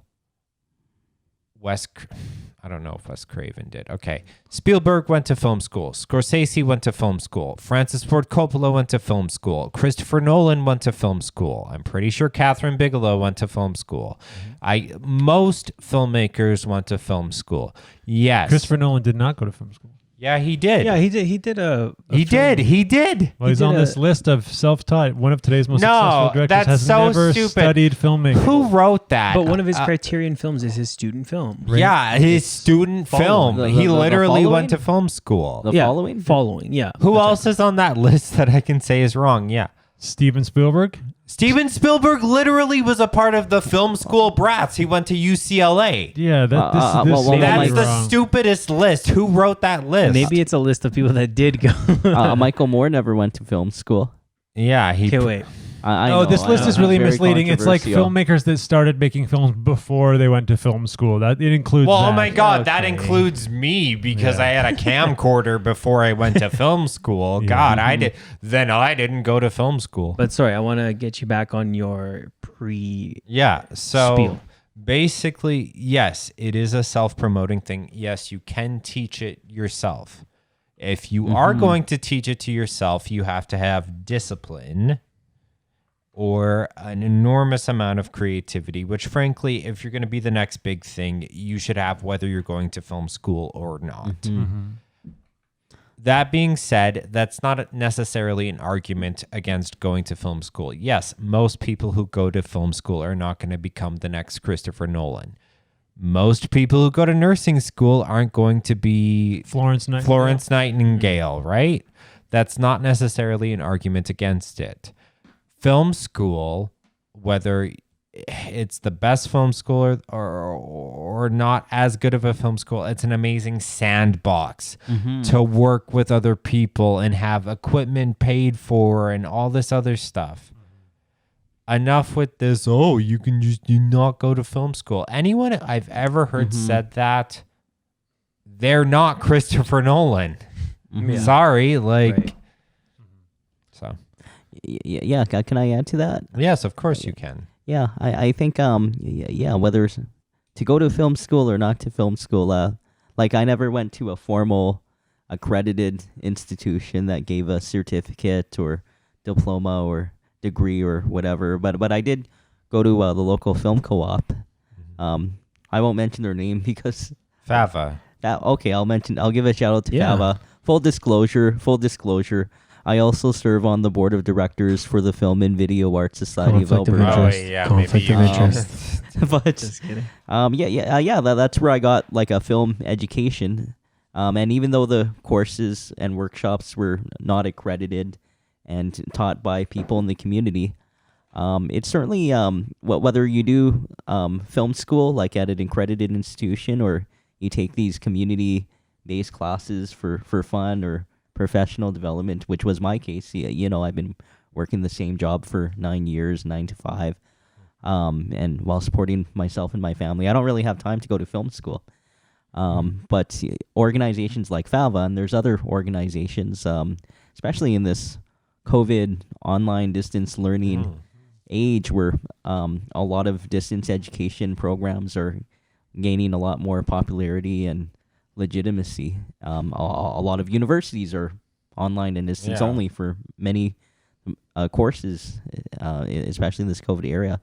But yeah, like I did all these workshops at Fava and these courses, and it was certainly a good opportunity, like you said, to like the sandbox where you get to network with other people who are also starting out or they're seeking to develop their skills. I've worked on a number of projects like web series, and I made a lot of friends.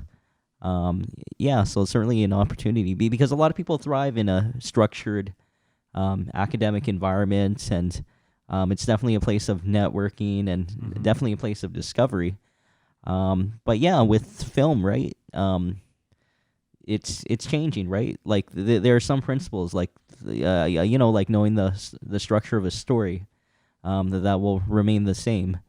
But the technology will constantly change. When I started taking film courses, the big hot camera was a Red Epic 4K, and now we have a podcast that's being filmed by 4K, 6K cameras that are 1/10 the cost of a Red Epic when it first came out, and the tools are being democratized. Like when I started taking courses in 2012, I kept on hearing about DaVinci Resolve, and it was this big, expensive program 20 years ago, and now it's a program you can download for free. Yeah. And if you want the bigger version, you can pay $400 for the entire.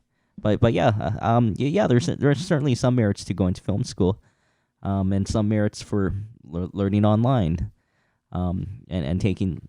Anyways, I'll let you guys, because I could talk for hours and hours and hours. There was someone I went to film school with where he was one of the.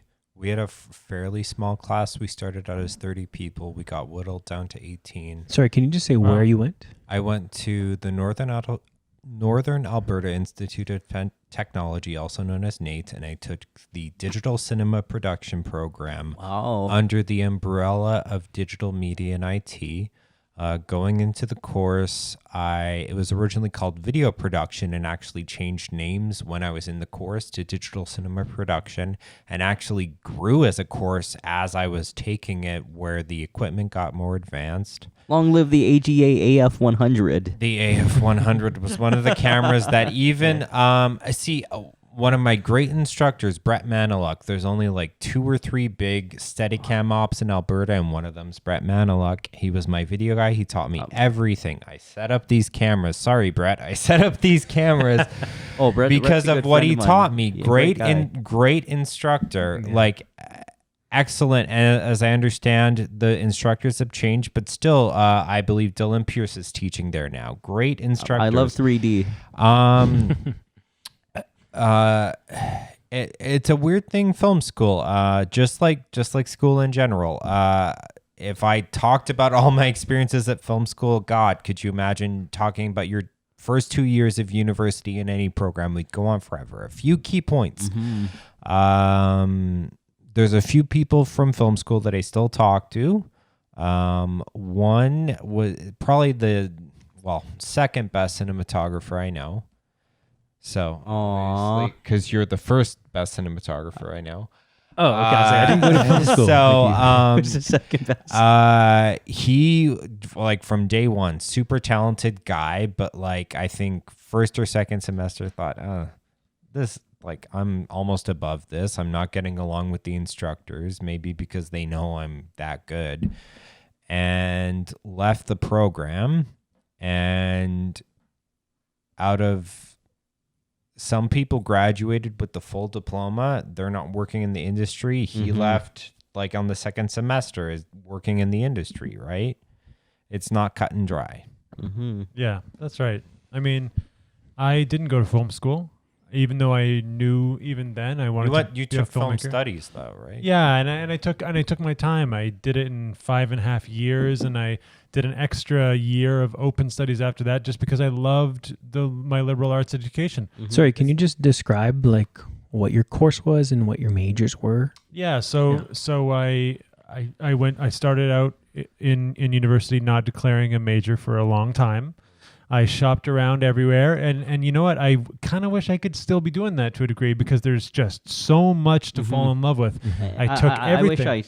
I wish I did film studies as a degree. Yeah. Ultimately, I have a degree in film studies. I took tons of women's studies. I took tons of history. I took lots of theology, philosophy, bioscience, statistics. It's all so interesting. And I loved my education. I'm deeply grateful for my education.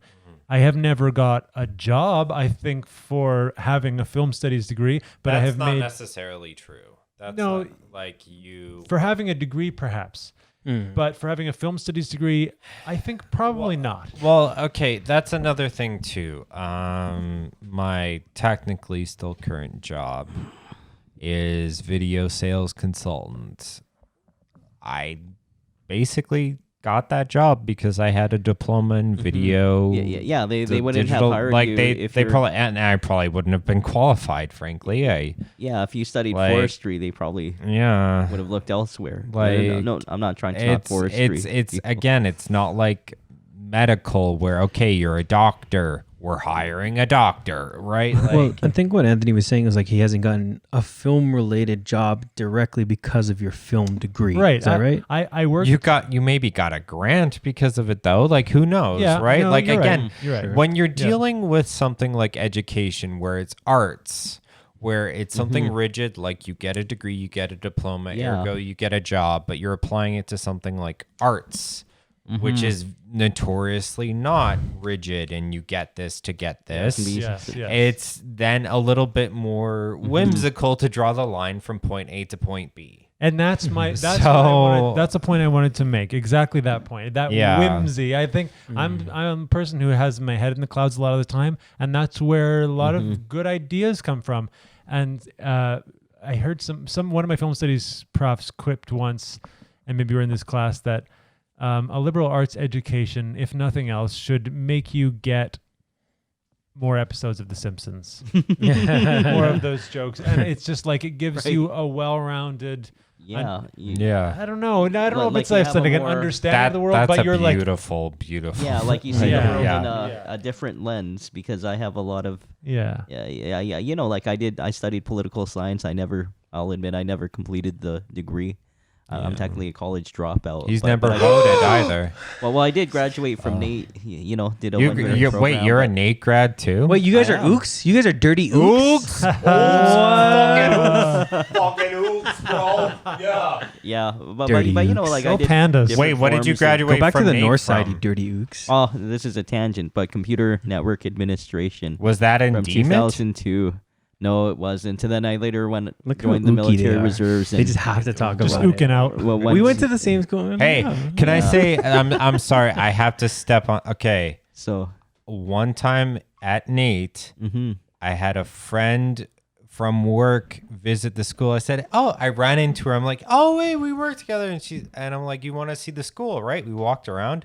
She was going to the U of A at the time, and she's like, "You know what? Like, God, there's so many hot guys at Nate, and at the U of A, it's not like that at all." Yeah, it was just guys like Andy and Gerardo. Burn. That hurts. And I'm like, But it's true. yeah. Well, it's because it's all those trades guys, right? You know, yeah.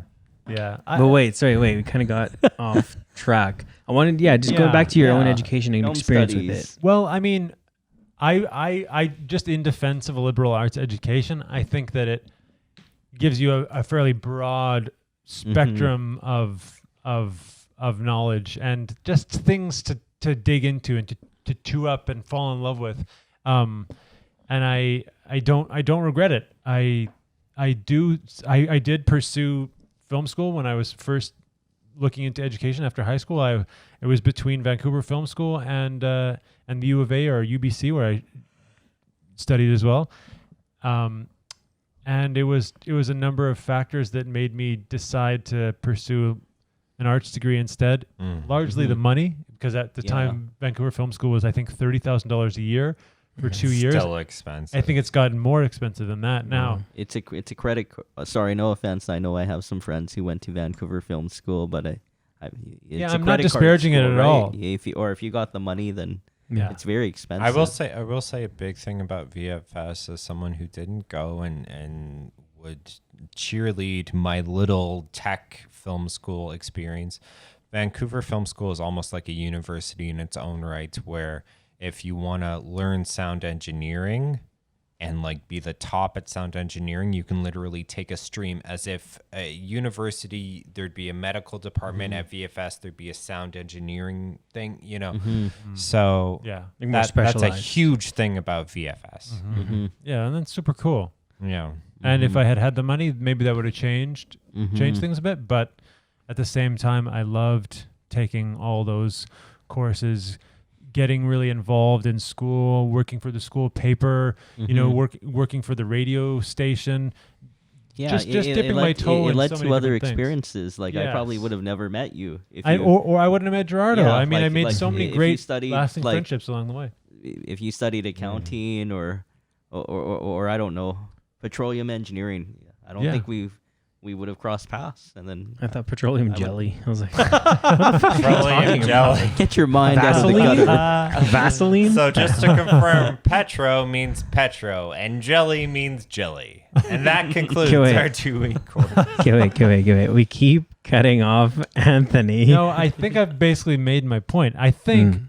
though, the person who can probably best speak to this comparison, because I haven't been to film school and you haven't had a liberal arts education, but Yeah. Gerardo, you've had both. You've had both. I mean, yeah, I wouldn't call it like a liberal arts. Renaissance Education? man. because you were a science major, Yeah, right? Yeah. I was a science major. So, in short, my time at the University of Alberta, where I met Anthony, was a mainly science-filled experience. I majored in biology, and I minored in film studies. And I didn't decide that until about 3 years in. I was actually going to do music because I like super loved playing the guitar. And then I saw somebody studying in the Rutherford Library. They were like sitting there playing their guitar. And it was like the most beautiful thing I've seen and heard in that library. And I was like, I can't do that. I didn't realize they allowed I people to play can't do music that. instruments. Not all the time. It wasn't in the library. It was like in the foyer. And he was just Oh, right. practicing for like a Yeah. little set he was going to do. But anyways, I chose doing film school later on. And much like yourself, Anthony, after my main degree and the courses I needed to do for sciences, I loved dabbling and exploring so much. And even throughout that experience, I had like 4 to 5 courses of sciences, and then I would add like an arts one just to do it because I loved it. And then I did like another year of like special studies just cause. I was like, I love writing. Yeah. I want to just do more film courses. Yeah. I want to take everything that I wasn't able to. And it was, it's funny because I did not pursue a job in sciences. The goal was to do medicine. Oh, you should But- have done that. I probably should have. Would have Sorry. made my mother a lot happier and myself much more financially responsible. But I probably would have been depressed and killed myself. You want to we follow don't your want that. heart. That's a total. And total right now, different- sorry, I don't mean to inject politics. Alberta's is battling its own doctors. Yeah, that aside, I don't want to get into that. Yeah, but that's not I loved my arts exploration so much that by the end of it, I was like, I should have done an arts degree. Even though, Wow. of course, the running joke is nobody's going to get a job with an arts degree. And yes, there's I literally did it for 6 fucking years. yeah, and I mean, So- there's truth to that in that, like a direct job, like saying, oh, I don't know, being hired as an artist to paint your work or hired as a filmmaker to make stuff, yes, is a little more, as you put it, kind of, I don't know, ambiguous as to how that happens, but you can definitely maneuver ways to do it. Yeah, I didn't want to go off tangent there. All I was saying is that that degree kind of really led me. So the film studies that we took there and where I met Anthony was just analytical. So you sit in a room, watch a movie, talk about movies, write about read movies. about them. Yeah, write about right. them. Yeah, It- like to- write essays. That's right. To like a degree that was like so in depth that I've never experienced before. It's kind of like an English degree, right? Like Yeah. A little bit, yeah. Like you read all these, written works and you write essays, but you're not there to become like a writer, right? Like No, it exactly. can help you, but Yeah, so you that know, was like- our experience, is like a analytical perspective, and I fell in love with that. I was like, wow, I could do this for the rest of my life, is just watch movies, talk about them, and like analyze them and what they mean to me. But I had this huge hunger to learn how to make them in a practical sense, and I didn't really know about Nate, and I think at the time probably, which was Well, and I don't know if 2014? Nate was as Yeah. big at the time. Yeah, I don't think it had what Kyle had available yet. So I was left to seek other places. Initially, I did look at Canadian, universities like Toronto, Vancouver.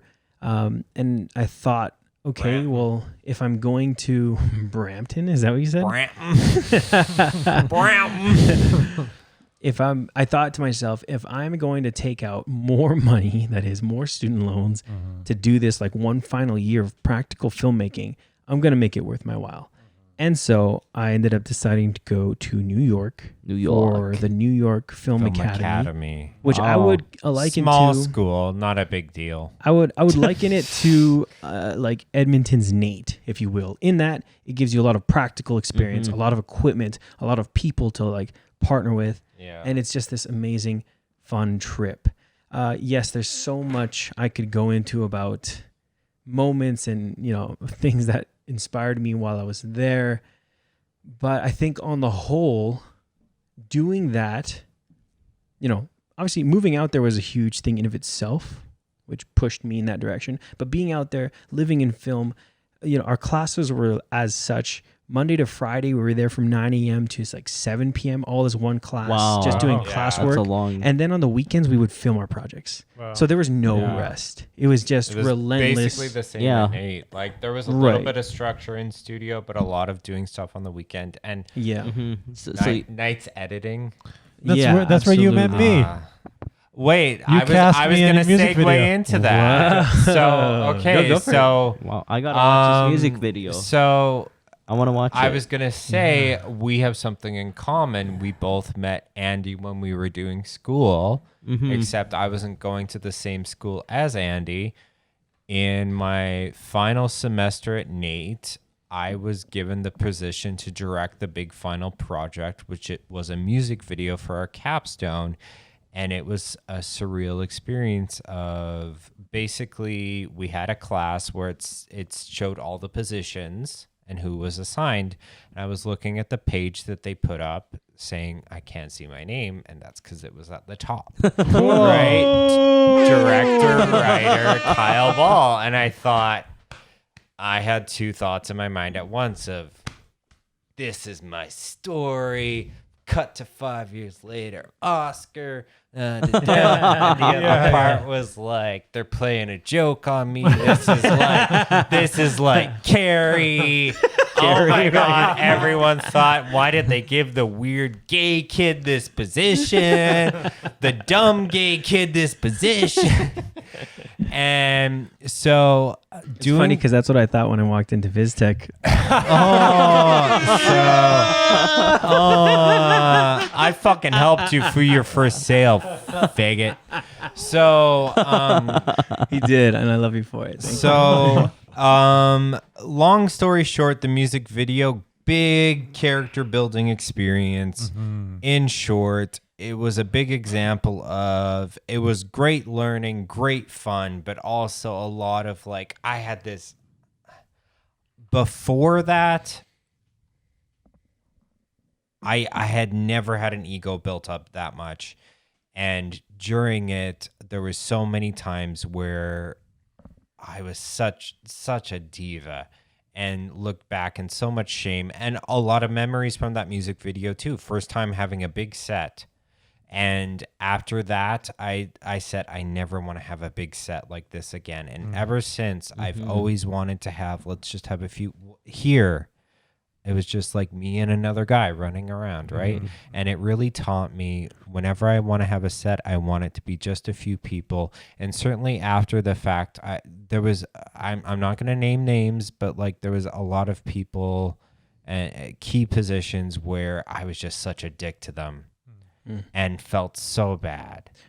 Wait, where was Anthony in this? Where does he come along? Well, okay. So anyways, I had to cast, that was the other weird thing. I wrote a script and they built a set and all these people were working on this script that I wrote, right? That's Before cool. It was always something I had to do by myself. And since have tried to like make smaller, right? But there was a male lead and I had to cast it, and I think you didn't show up for an audition. You had like maybe a video phone call audition. I don't even remember. Wow. Yeah, and I saw his picture and was like, sold. And but also I think I saw your past work and like not to be Sure. too jokey about it. And here's the thing, like Andy's been nothing but nice about that one day he was on set. But I basically shit the bed as a director that whole and was like there's literally a part where there's raw footage of Anthony sitting at a table and me saying, okay, look down at the table, now do this, now do this. It's very like commercial directing, horrible, right? But again, since then I've grown as a filmmaker, and if anything, film school can teach you the filmmaker you don't want to be. That's a good And point. Yeah, that's a sometimes great point. people look at when I said sandbox, sometimes it's the sandcastle you want to make, and sometimes it's a sandcastle God. Yeah. That's not how I'm going to make my sandcastle. Mm-hmm. But the most important thing Oh, was is that a in second or third semester, we had T-shirts done up. Oh, wow. He's pulling a T-shirt out of a bag. Make sure you hold that in front of the camera. It's a black T-shirt, long sleeve. On the front, it has the Nate logo across the left breast. There is something written on the left sleeve. Oh, on the back it says "Video Crew." Cool. Ooh. And along the that's right nice. arm, it says Aw. "Digital Media and IT." Nice. And I only wore this shirt when they made us do it at school because this is too big for me now. Well, too big for me now. Yeah. Aw. So this is. Have you watched it since then? Oh. Sorry. So I graduated 2014. Wow. I think the last time this was washed was when they printed Video Crew on it. So I Ew. think just bacteria eating other bacteria has cleaned the shirt. Yeah, they're reproducing and I think you're having patient babies zero. and Maybe that's where COVID started. One Yikes. big takeaway is no school versus film school. You know what? Kids, do what you got to do. Yeah. If you want to go to film school, great. And if you want to be the next Christopher Nolan from going to film school, or if you want to be the next Quentin Tarantino from not going to film Or school. Paul Thomas Anderson Great. also didn't go to film school. Also, Whoa. he probably went The to- thing is, it's not about that. Like yeah. if you're a young wannabe filmmaker and you're looking to whether or not you should or shouldn't go to film school, yeah, maybe you should. Yeah. If you're clear about your direction in life, but also whatever, you can just pick up a camera. You will make mistakes whether you go to film school more or than not. ever. Yeah. Like, Yeah, we like- all have like- we all have a film studio in our pocket now, right? yeah, like I think the big thing of the film school versus no film school, it's not whether you choose to pay thousands of dollars and put in countless hours of your time. It's about like the people you meet, right? Yes. Like Yes. like we talked peop- about the Steven people we meet, Spielberg and Yeah. right? Like- George Lucas. I think they went to UC LA. LA, and so that's where a lot of filmmakers meet each other's. And you went to New York Film Academy, and you've told me countless stories of how you met other people who are now filmmakers in their own right and have made works that have been on broadcast TV or theatrical, and you continue to talk to them and help them on their projects, or at least discuss your ideas. Yeah. Like it's about networking because like don't get me wrong, like education is also changing, right? Like we have more distance learning.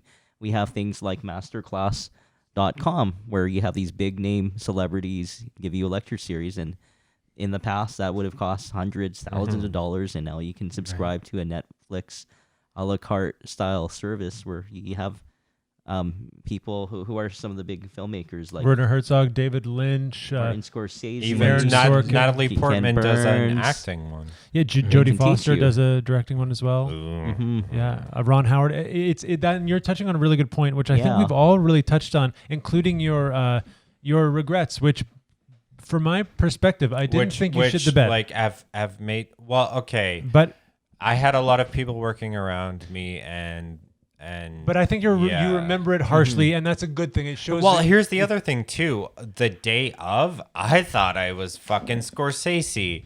And then like the day after, when we had like the decompression interview where everyone talked, it's like, no, Kyle, you kind of shit the bed, but you were in your own head, right? And well, and it's also, again, there's times where I looked back and maybe I didn't shit the bed. Maybe it was a little bit in between. Maybe in my mind I was doing great. And that was another thing that taught me, like, if you don't have a lot of people on set and you make the set as small as possible, you can be in your own mind when you're surrounded by just a couple of people. Yes. You know? And Yes. Yeah. Yes. But we're. Yeah.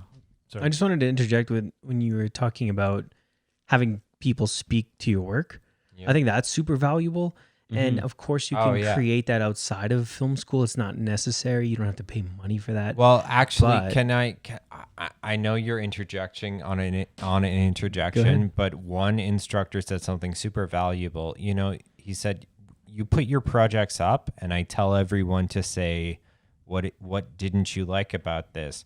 And he's like, you know, all things considered, that's an incredibly valuable thing. If I put a video out now, I either hear nothing or hear positive feedback. In film school, by mandate, Right. your classmates tear it apart, Yeah. which is an incredibly valuable thing to have people put something out and have a bunch of people by rule say, I didn't like this, I didn't like this, I didn't like this, which is an incredibly valuable thing. Yeah. Really teaches you a lot about your own ego as well. Yeah. Mm-hmm. I think what we're all touching on, we've all talked about, is how much it's about people. This is a Exactly. and it's Right. and it's a fine line that a filmmaker walks. A filmmaker of any stripe, whether you're the cinematographer or the editor or the director, you have to work with people. It's about your relationships. Collaborating, right? Yeah, and you know, like and the fine line is like how can you on the day on the set create an environment where you can still be in your own mind and you're not overwhelmed by all the Yeah. moving parts. See, here's the thing. When I shot my video here, because it was just me and an incredibly close, like not coworker, not someone I just hired, but a friend, we had so many things go wrong. He was hungover and didn't hear his alarm. Like, we were late. I had underestimated how much light spill there was going to be. So we were panicking a bit for how are we going to cover up all these windows.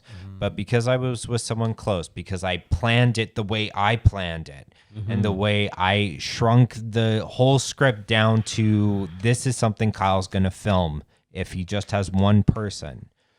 We wrapped before, like a couple minutes before I had allotted time.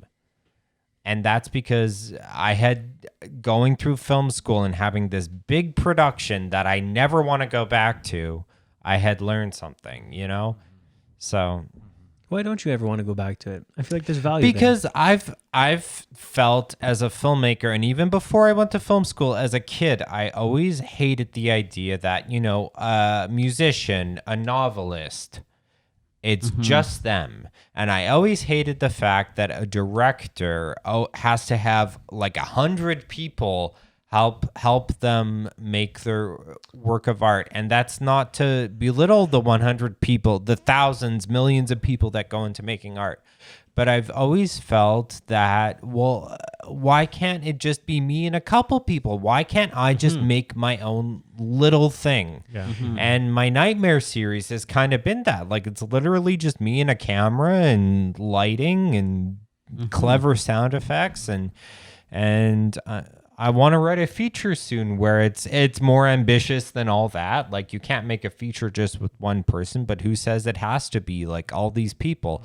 There were so many times in film school where we'd have like 20 people in a room to film two people talking at a fucking table. Yeah, not And I always thought, this is so stupid. Like, I always thought through film school, this is so stupid. We don't need all this nonsense to film two people talking at a goddamn table. It becomes a waste of time. And each person takes there time. was and frankly, the music video that I cast you in, looking back, it's like we needed none of that. Right. None of that. And a lot of it was frustration between me and the director of photography photography being boxed in and us wanting to kind of do something more guerrilla, but because it was in a curriculum, and this is maybe a criticism of film school, because it's in a curriculum that has to teach something to 30 people when a lot of times you need 5 people. Still an important lesson, though. And it's hard breaking away Yeah. from a Hollywood system when you have a curriculum and you have an industry behind it. Can I say one thing on that point? Mm-hmm. I think that it's not a matter of big versus singular, though. I think that, like, having worked in Vancouver on the lower rungs of the filmmaking ladder, I saw a lot of. I worked in a lot of productions where the crews were massive and nobody cared about the thing that we were making. It was a job, and the people were wonderful. And I think I've talked about this before. We were well paid and well fed, but I worked also on smaller things where we had to wear many hats, and people really were passionate about the thing we were making, kind of out of necessity. And I think that one of the gifts of having a team, however smaller is better, of people that you like and that you trust and that you can talk to honestly, is that and if you can get them on board for your central vision, then they will only heighten it. They will only make it Joss better. Whedon said, if you involve people, they will do so much for you. Hell yeah. But I want to even say, like, you know, the production I shot here, the actress was well paid. Me and the assistant were well fed. You paid us way more than I paid. Yeah, well, that's because like I really wanted to take advantage of the location. So it's like, okay, if I pay them so much money, they're not gonna look twice at like I need a little bit more time in the bedroom. I need a little bit more time shooting here, getting blood here, moving stuff You around. financed our first big party Yeah, here. I did. And they had a big party after we shot here, and I noticed on the like collective roommates bulletin board there was like money that Kyle paid us, blah blah blah. Yeah. But it's almost even. I want to move past the big productions versus small but like passion project thing to like even. We have all these YouTubers who are doing videos just in front of their computer, and we have all this technology that was supposed to democratize things. And I don't think we've actually crossed that bridge. All this cheap technology that was supposed to make things so much cheaper and smaller has not. Instead, I feel like we've all said, okay, because the equipment's gotten cheaper. What else? What other big things can we bring into this? Well, what about films like Tangerine that was filmed on iPhone? No, 5? that was a gimmick. Because That they was also still use like expensive lenses, expensive and lens, so- expensive crews. Like that's ridiculous. Like why can't we take all this cheap technology and make something bigger from it? That was the intent. Right. The intent was never to you subtracted that much from the camera department, so spend that much more on talent or hair and makeup. Yeah, or even more on camera like department. we're filming on $1,800 to $3,000 cameras that 20 years ago were science fiction. Yeah, right? complete, literally. Like, could you imagine? Well, to that point, I think this is maybe like a good ending topic, maybe about the democratization of film, right? We think, and I wanted to say about like when you're talking about like, oh, everything's cheaper and higher tech, and we kind of missed the point. I think like as far as we've been in the realm of selling cameras, that was never the point. The point is just to get more items into more people's hands. Did you not feel, as someone who worked with tech all day and sold tech all day, make you realize more and more that it's not about tech? I remember talking to the first person that I sold something separately once I finished training and all that. And as I sold them that thing and they walked out the door and they were excited and they were happy, I wasn't happy that they were going home to a new camera. I was in my mind as they turned around, almost the moment they turned around, I was like, they don't need that. Yeah. They already have a camera. They already have something to start with. Whatever their goal is and what they want to do from what they've told me in the store, that's not going to make it better. Right. So like Zoom, Handycam. That's another story. I want to say a huge thing. I've sold cameras that cost as much as cars, like $15,000 Wow. cameras. Yeah. So many people I've sold these cameras to, they don't have like a cult following of subscribers. I have, for whatever criticisms I might have of my own channel, I have a little cult following of you. You said it. That made me feel so honored. You said, "Oh, Kyle, you deserve your little cult following of subscribers." I film everything on the same camera I bought 4 years ago, which at the time cost $1,300 and now probably costs not even half that. Which camera is And that? an A6300 Whoa. and cheap lenses and a fucking nothing computer. Well, yeah. Why I bring that up is not to like deride the industry that, you know, has kind of pushed that notion of like cheaper cameras into more hands. You can't buy talent. That I think that's probably So more true. my Yeah. not just that. I think like what I want to say there is value in pursuing the growth in that art, right? Whether it's film school or whether it's getting courses online and training or partnering with somebody that has a camera and just being around them as they film.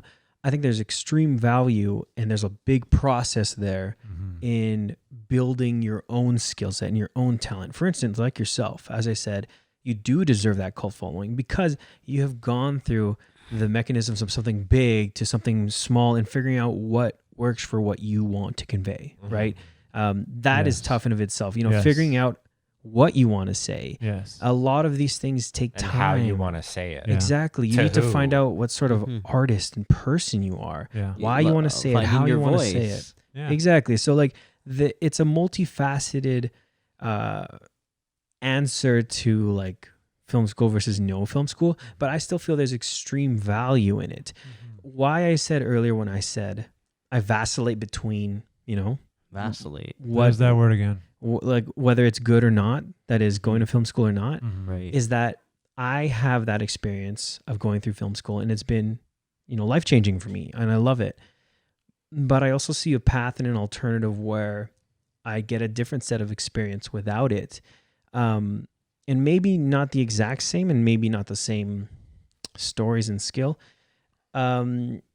My criticism of the school structure and system is that it is just too much money. You know, like you said, Yeah, Anthony, very, you very could have gone thousands of dollars to VFS, but it was too expensive. Yeah. And honestly, you know, like it was a huge chunk out of my life to go to New York to do that. And I still am like days of I'm like, was that worth it? Like, could I have, I don't know, spent that better or you gone lived in- elsewhere? You lived in New York for a year. That was cool. That's right. I mean, that in of itself is extremely expensive. What I mean to say there is like, my heart kind of breaks when I remember one of my final days of being at VizTech working there. One kid, he was a young Colombian kid that loved just coming in and getting in gear, and he was growing. He was starting his own little like a company, and he would do like promo vids and shoots. And I was really happy. Like he would just like want to sit down and talk about gear and how to implement it. And he asked me, he's like, should I go? Should I go to film school? Right. And yeah. at the time I was encouraging him. I was like, do it. It's an amazing experience. If you have the money to and you set it aside, do it. And I'm not sure, I haven't followed up with him if he had or had not. I but- think he did. I don't know. I don't think he has. But that aside, yeah, my heart kind of was breaking for him because it was like, you know, he shouldn't have to spend a car's worth of You know money what? to go to a school. You know what? I have to like kind of a weird thing about that too, because of grants and because I think my tuition was cheaper than yours. My living expenses at the time, because the college I went to was in the city I lived in, so I lived with my parents. I have no debt from college, but I have a lot of credit card debt from partying before, during, and after college, which was kind of school in itself. Yeah, You know, so with me, I have a lot of positive views on school, partially because I'm not paying it for it anymore, but I have a lot of negative views about life because I'm still paying for it. Sure. Yeah. That's a great point. I think that's a good place to You know cut. what? You know what's really funny? As you finished saying that, I looked over and there's a book in the bookcase that says you only live once. I just That's want to right. make one That's more right. thing about networking, Yeah. You know, during college, everyone would kind of, and sometimes teachers would almost like tongue in cheek, like, networking, producers talking on their phones, right? Networking. I had a valuable relationship cemented with you through, quote, networking. I cast you in a music video. You, from working with you, from a job that I would not have gotten but for going to college. Right. You, from selling the cameras, but not for the fact that I would have gone to college. Networking is bigger than just, during college you go to a few events That's or true. you Like meet a few cocktail people events. in college. And be really charming. Yeah. Networking, the thing about networking, the network, it's connected to a computer and then another computer and then another computer. All three of you, in a way, I got from God. I just realized this now. From networking out of going to college. I would have not met any of you that's if I right. didn't go to Wow. college, you know? That's Yeah. crazy. Yeah. You know? Would this podcast even exist? No, without the node. Would of I college. even exist? Whoa. Wow. I think in closing, there is no right path. Right. There is no one way. Mhm. You go forth, Mhm. create what is on your heart, be authentic, be sincere about it, be a nice person, and you'll find Mhm. these lovely people. Yeah, I think sorry, I don't mean to make the discussion longer, but yeah, and I've been doing a lot of online learning, mostly on the administrative production logistics, about becoming doing accounting for bigger productions. So being a production accountant, and I think one of the most valuable lessons I learned wasn't necessarily about like the math or the administration or other nitty gritty details of production accounting, but one of the most important lessons I learned was about patronage, right? That you know, like this is an industry where other people will help you climb the ladder and gain more experience and work on other projects. But you should be grateful for people who help you, because ultimately those people take time out of their lives, whether it's being away from family or their other commitments and priorities in life to help you. And I think that's sometimes a lot of people forget that, right? Like I've done a lot of Right. favors for other people, and You have done so lot many of favors for So, all of us. And many people watching and hearing. Yeah. Many Edmund people watching and Rotea- hearing have his gear in their house right Edmund, now. I His have to. gear. This is. I'm not joking. I sincerely think you might be like, if you were a business, you'd be the fourth or fifth biggest photo video rental house in Edmonton. If you were Absolutely. technically a business, hmm yeah. But yeah. Part of the reason why I did it was networking. Like I didn't know people 10 years ago, and now I know a lot of. Now I sit on a number of board of directors. You know, I met Andy through board of directors for Doc Alberta, and you know, it's been a fun time. But yeah, definitely like it's about who you know too, right? And it's about networking and building those connections through school or going to events or buying cameras. Yeah. Yeah. You know, big shout out to VizTech for all the clearance, open box demo, and generous discounts. Thank you. Yeah. That helped Which me by network the and way, will continue. I mean, it's all about people. people. We yeah, wouldn't that's be right. here if it wasn't for people. We are making this Yeah. for people. You make your art with people. You make it for people. You make it Mhm. about people. It's Yeah. It's about love. Yeah. So It's yeah. not always about love. We'll keep making people. sometimes it's just about creeping people A lot out. of horror is Creeping not things that about go to love. bed. My movies are not about love. but you know, like there could be like young couples watching it, and then they make more people because of the Yeah. Co-viewing is a huge thing. The first person who taught me about co-viewing was Ava Co-viewing. Kavernan. She taught me, like, you know, a lot of things with Yeah. productions is like, will couples watch this together? So, putting bums in seats. yeah. Yeah. Cool. I think that's a beautiful place to end, you guys. I think so, it's too. about community, about what joins us. Hell yeah. The love we Mhm. have for each other. Especially in Fists a time in, of bring great it in. division. Together. Yay! Love you and guys. Love. Super friends. Bye, everybody. Wait. No buy. Oh, What? Film Hawk. suggestions. Come Film- on now. right. You're all such good film nerds. Can I give you a top 10 list? Wait, No, you have to ideally name one or two. ideally maybe on like the topic biopic or like film school, no film school, like self-referential Lenny film. by Bob Fosse. Hausu, also on the Criterion channel. Good rewatch. And that new one on Netflix by Charlie Kaufman. oh yeah. I think I'm gonna kill myself. I right. think I'm thinking of I think I'm ending. think I'm gonna Ending end things. it. That was Yeah. such an interesting co-viewing experience because Neil, like, at first he's like, this is really good. Tony Collette. Things are going to get spooky. Tony Collette. Things are going to get fun. And then she leaves halfway through the movie. It's like, and then he's like, but I really like the rest of it. It's a complicated movie. Yeah, I do That's wanna that- watch that. Yeah. Yeah. Yeah. That's on my All list right. too. Thank you, Kyle. I mean, Andy. I'm gonna just kick a dead horse. Mary Magdalene. It was visually stunning. Every detail about it is so beautiful. Yeah, it's just my kind of movie. Cool. Edmund. Tenet.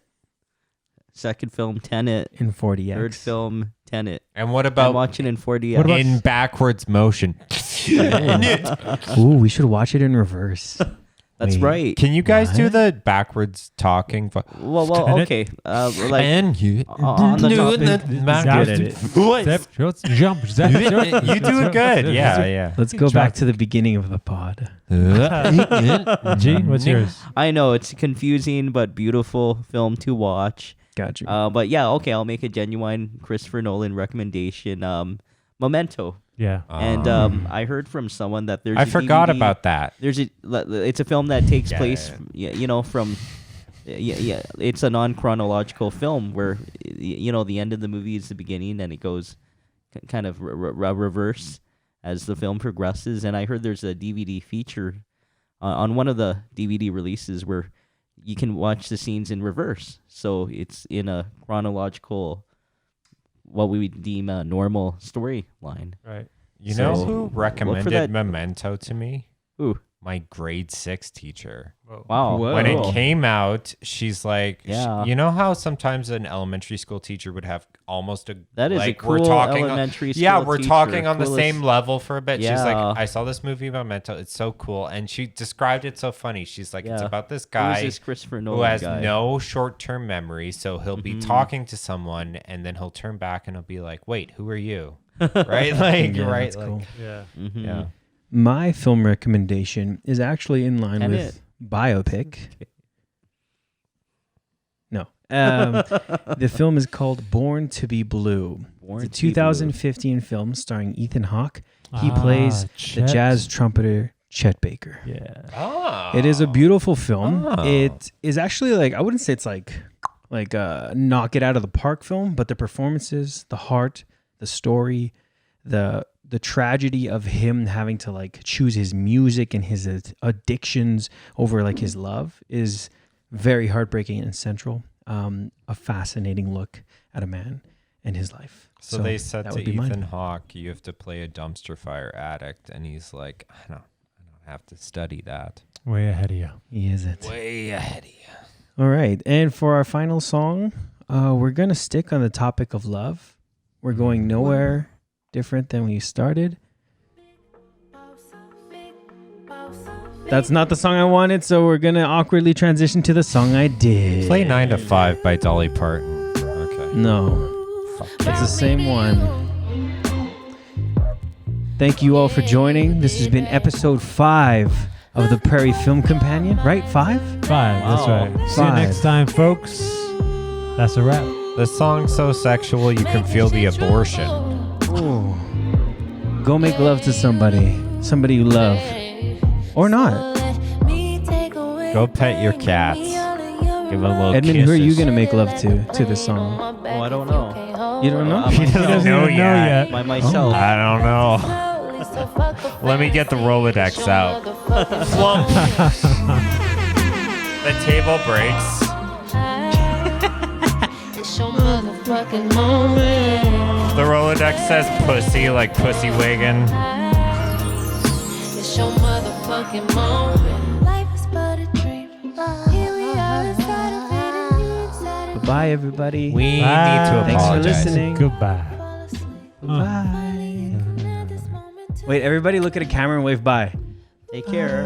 Bye. Bye. Good night. Good We had a Bye. very heavy Goodbye. derpation, and let's go back Goodbye. to the studio with the Goodbye. Are you still watching? This episode was sponsored by Metro Cinema, by Viztech, And Subway. and That's Subway. right. Sandwich And- artist, if you're listening, he's single. and Tammy's nail/abortions. That's a reference to another podcast. Ooh. The sexy song. I listen to.